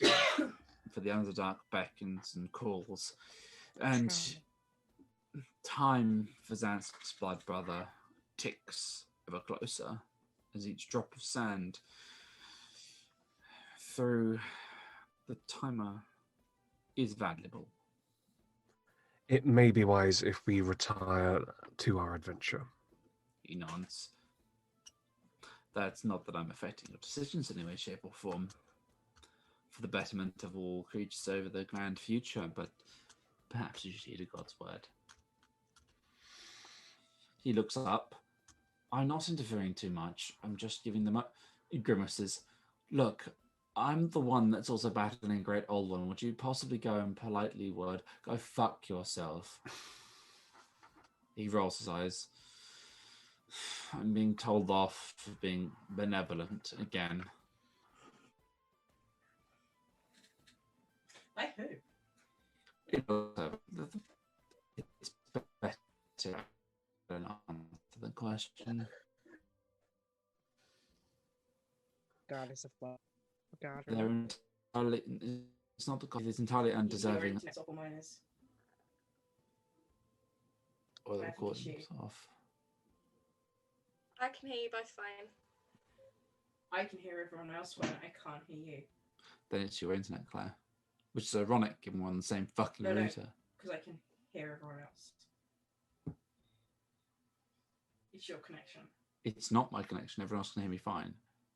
Yeah, I can hear That's us the thing, we're just hearing both of you through Ross's mic. Yeah, it's my response, it's yours. Anyway. Which is ironic because we were recorded with the same internet connection. That's weird. Can you hear me at all? I can now. Okay. The dirty smiles. It's better off perhaps you don't know who's criticizing me. Bias is a thing you don't want to worry about, especially given the amount of deities you guys deal with on a regular basis. If it's ever in our fates to know, we'll know. Till then, Oh. He points at Alice as she's being carefully carried quite tenderly by one of the elves. She had a jaunt up to the temple district that might be worth asking her about. She walked into one of the undedicated temples, one of the grand cathedrals, the 3 on the main square. Ask her about that when she wakes up. Might be prudent to remember. We'll have to take some hangover cure with us. Take a lot. She drank my level whiskey. Oof. Also, it's worth noting that King Athelthrad left this establishment this morning after you guys departed to the auction. He is sailing back to Ustros now. Windkhan, he spoke to by proxy. Oh man, I was going to make him an apple pie to go with him. Send it with him. He might appreciate it. At least you thought about him. Well, we'll send a gift basket at some point in the future. Of non-perishables, hopefully. Regardless, they must be off, so good luck. I say Godspeed, but that would seem like a bit of a misnomer at this point. I'd say take care, but He laughs. You weren't really here. Wasn't I? I had an influence in your life. Does that mean the fact this is a projection means any less? Not at all, but it does mean that the journey home is much quicker. On journey home, my lady wife has been grabbing my ear and dragging me around my particular divine palace for the last 5 minutes. It hurts. It is always good to see you.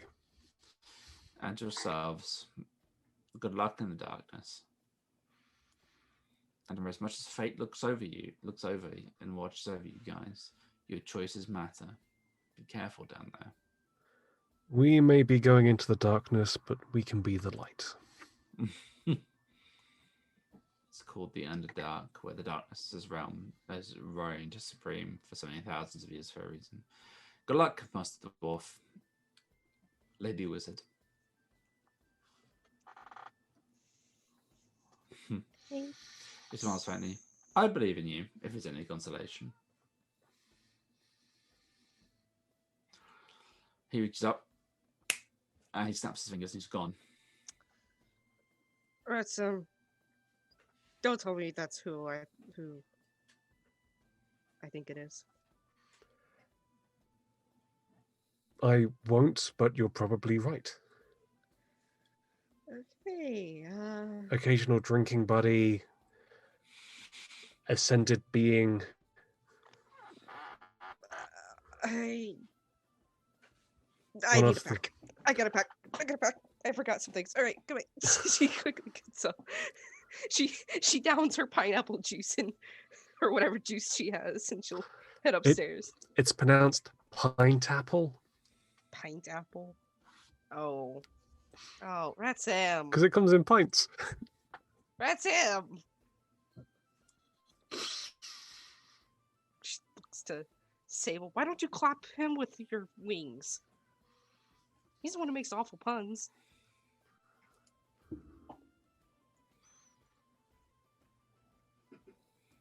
She'll eventually head upstairs to quickly gather the rest of her Alice, necessary items. Alice, you are a cart, I'm afraid. Yeah, I know. Yeah. Celeste, you find on your bed is a simple bag that has already been packed for you. There's a neat note attached to it. Touch my stuff. She reads the note. Do you read the note? I read the note. There's you forgot to pack. Thankfully, someone's watching out for you.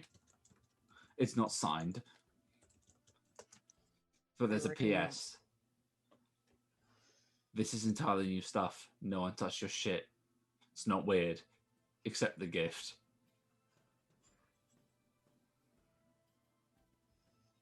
Do I recognize the handwriting? You don't. What? Okay. Check the note in the bag downstairs. Sure. Do you ask Red Sam if he recognizes the handwriting? Whose handwriting is this? Do I recognize the handwriting? Red Sam, this is your favorite non-patron deities.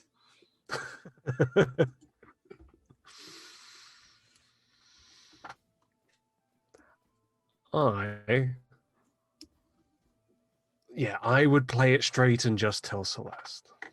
Mm-hmm.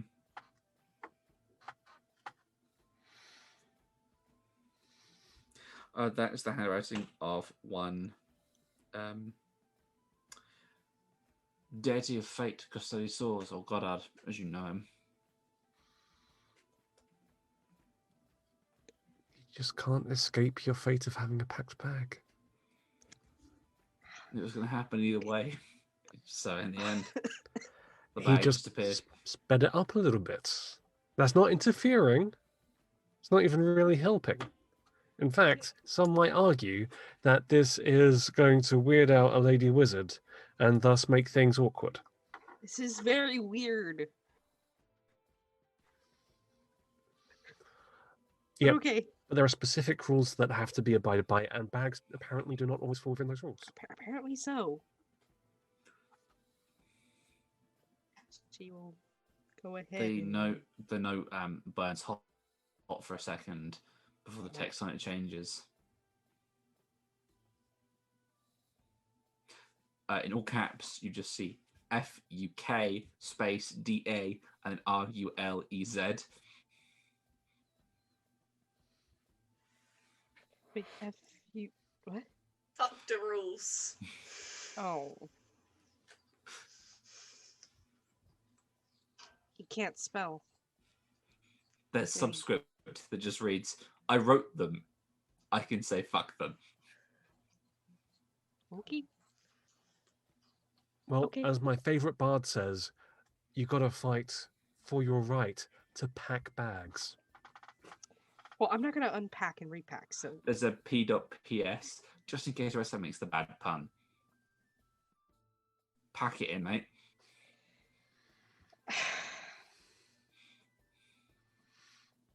Our relationship has some baggage.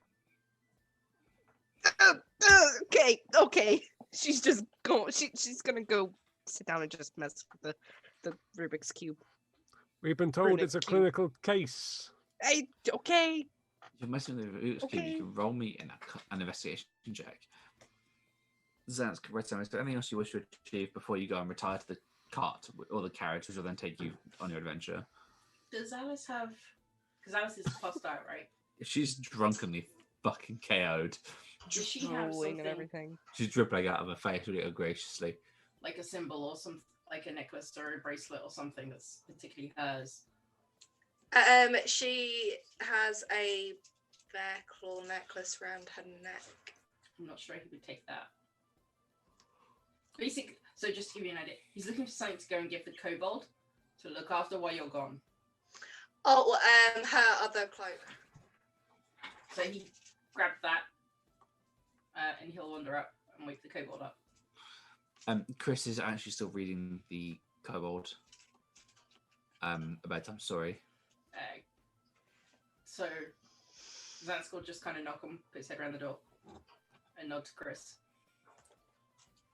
And then walk in. And Chris nods. Hey, little man. The kobold looks up at you and blinks tiredly. Goes, hi. No, it's almost sleep time. It's already sleep time. It is. Lab people downstairs must sleep now. Yes, but your mummy has an important job for you that I need to tell you about. The kobold starts awake, and you see he's trying desperate to blink the tired, that I need to sleep out of his eyes so he can listen to the That's okay. important job. I put the little cloak around his shoulders and tie it. Oh, big cloak. Yes. There's a snuffle. Mama cloak. Yep. And you need to take care of it Look after cloak. because she's coming away with us for a little bit. She going And you're going to stay away? here with Chris. Chris looks at you and goes, you see the expression, that's not what I fucking agreed to, is all that is in his eyes. It's not what I fucking agreed. I presume they have something actually agreed. But he's still You see the one resignation person in with Chris's eyes, Mark responsible. I'm childcare over possible months, if Alice dies forever. Fuck. No. You're going to take good care of this. The kobold She's gonna want nods. it back. The kobold nods and points to its little bow and arrows. I look good. For the kobold. is clearly exhausted, had just gotten to the end of a story with Chris and just checks out of conscious world, I snuggled into the cloak. pat the top of his head It's out like a light. and wander off, walk back. I nod to Chris and go, "We're leaving." Chris just was like, "Yep, I know." Didn't even finish the fucking story either. Well, there's always tomorrow. Yeah, but I can't just do the climax of the story at the end. That's not how this works. Well, just make minor changes and go from there. Yeah, but boring. Anyway, go and get some rest. I'm pretty sure Alice is already in the fucking cart, knowing her drunk ass. Yes. Celeste and Hopefully Rex she will won't be mad probably that I join us stole her shortly. book. You might as well. You're not going to drive. You might as well issue instructions to the horse and just get sorted. That's the plan. I already Cool. programmed it earlier. Good, good. You've got food and everything, yeah? Already packed? Good. Not good luck, boss. I will hold down the fort as always and keep stuff going. We agreed to send some orders for special tankers to Family Rock Hall under your name because obviously our names won't go down well. Because they're blacklisted because of Mr. Ransom. That's fine. I'll get some designs drawn up. Thank you. We'll be home soon. You better be. Don't go dying again. I make no promises. Yeah, we'll be safe. Or at least don't be dead when you come back. We'll try. I'd have to fucking pay for your funeral again. I hope you got refunded on the last two. It was a deposit. Fuck off, did I get refunded for it? He smiles and just walks out on himself. Chris rolls his eyes. You can almost hear it, and he's just like, "Please, just don't die again. I make no promises. Just bring everyone else back home safe. Or That I eventually can work on. You can keel over on the fucking front doorstep as long as everyone else gets home safe." I'm not sure I should thank you for that. Yeah, well, I've read your fucking will, so I know that's due to happen. Mm-hmm. Just Right up. imagine all that work. Just heads up, anyone who hasn't submitted a will, just remember to get them to write one before you guys go to the door. Leave it in the cart. I think Alice has done hers and Retson's done his. I'll get Celeste to do So one long more. as it's written, witnessed, and signed by one of you guys or two of you guys, and then in the cart, I can run it through the, through the bank. They won't give a fuck.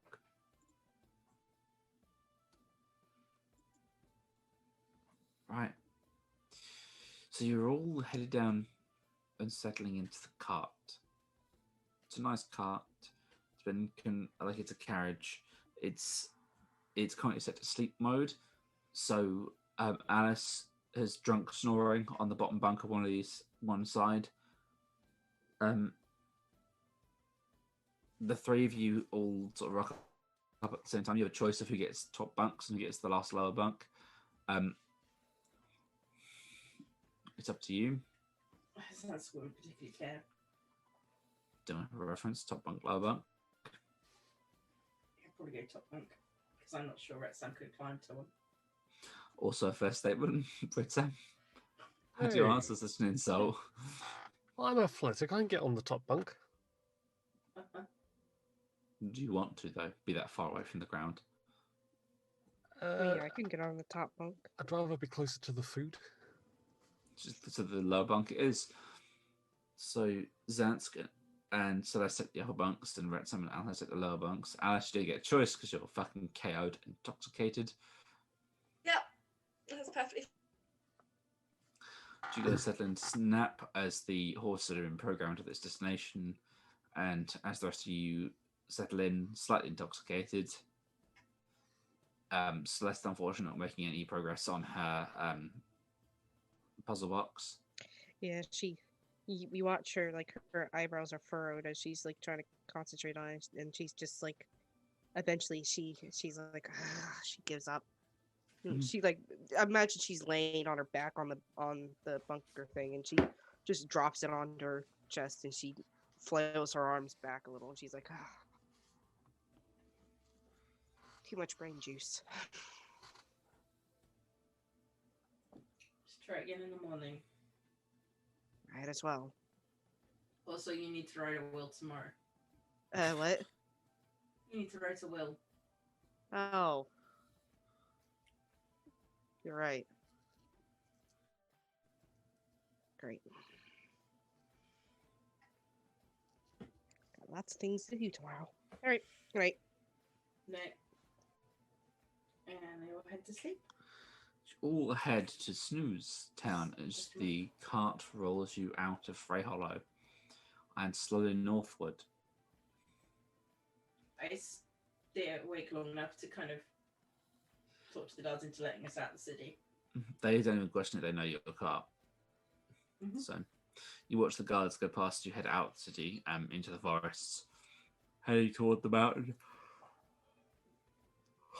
As you head north, you've programmed it for the crossroads with the hidden dwarf cities. It's a hidden crossroads that most journalists wouldn't be aware of. Mm-hmm. But you begin your slow trundle north as we bring this extended episode to a close. As it's now the 29th of December, 3 minutes past 1 in the morning. Friends in the UK, thumbs up, we did it, nailed it, guys.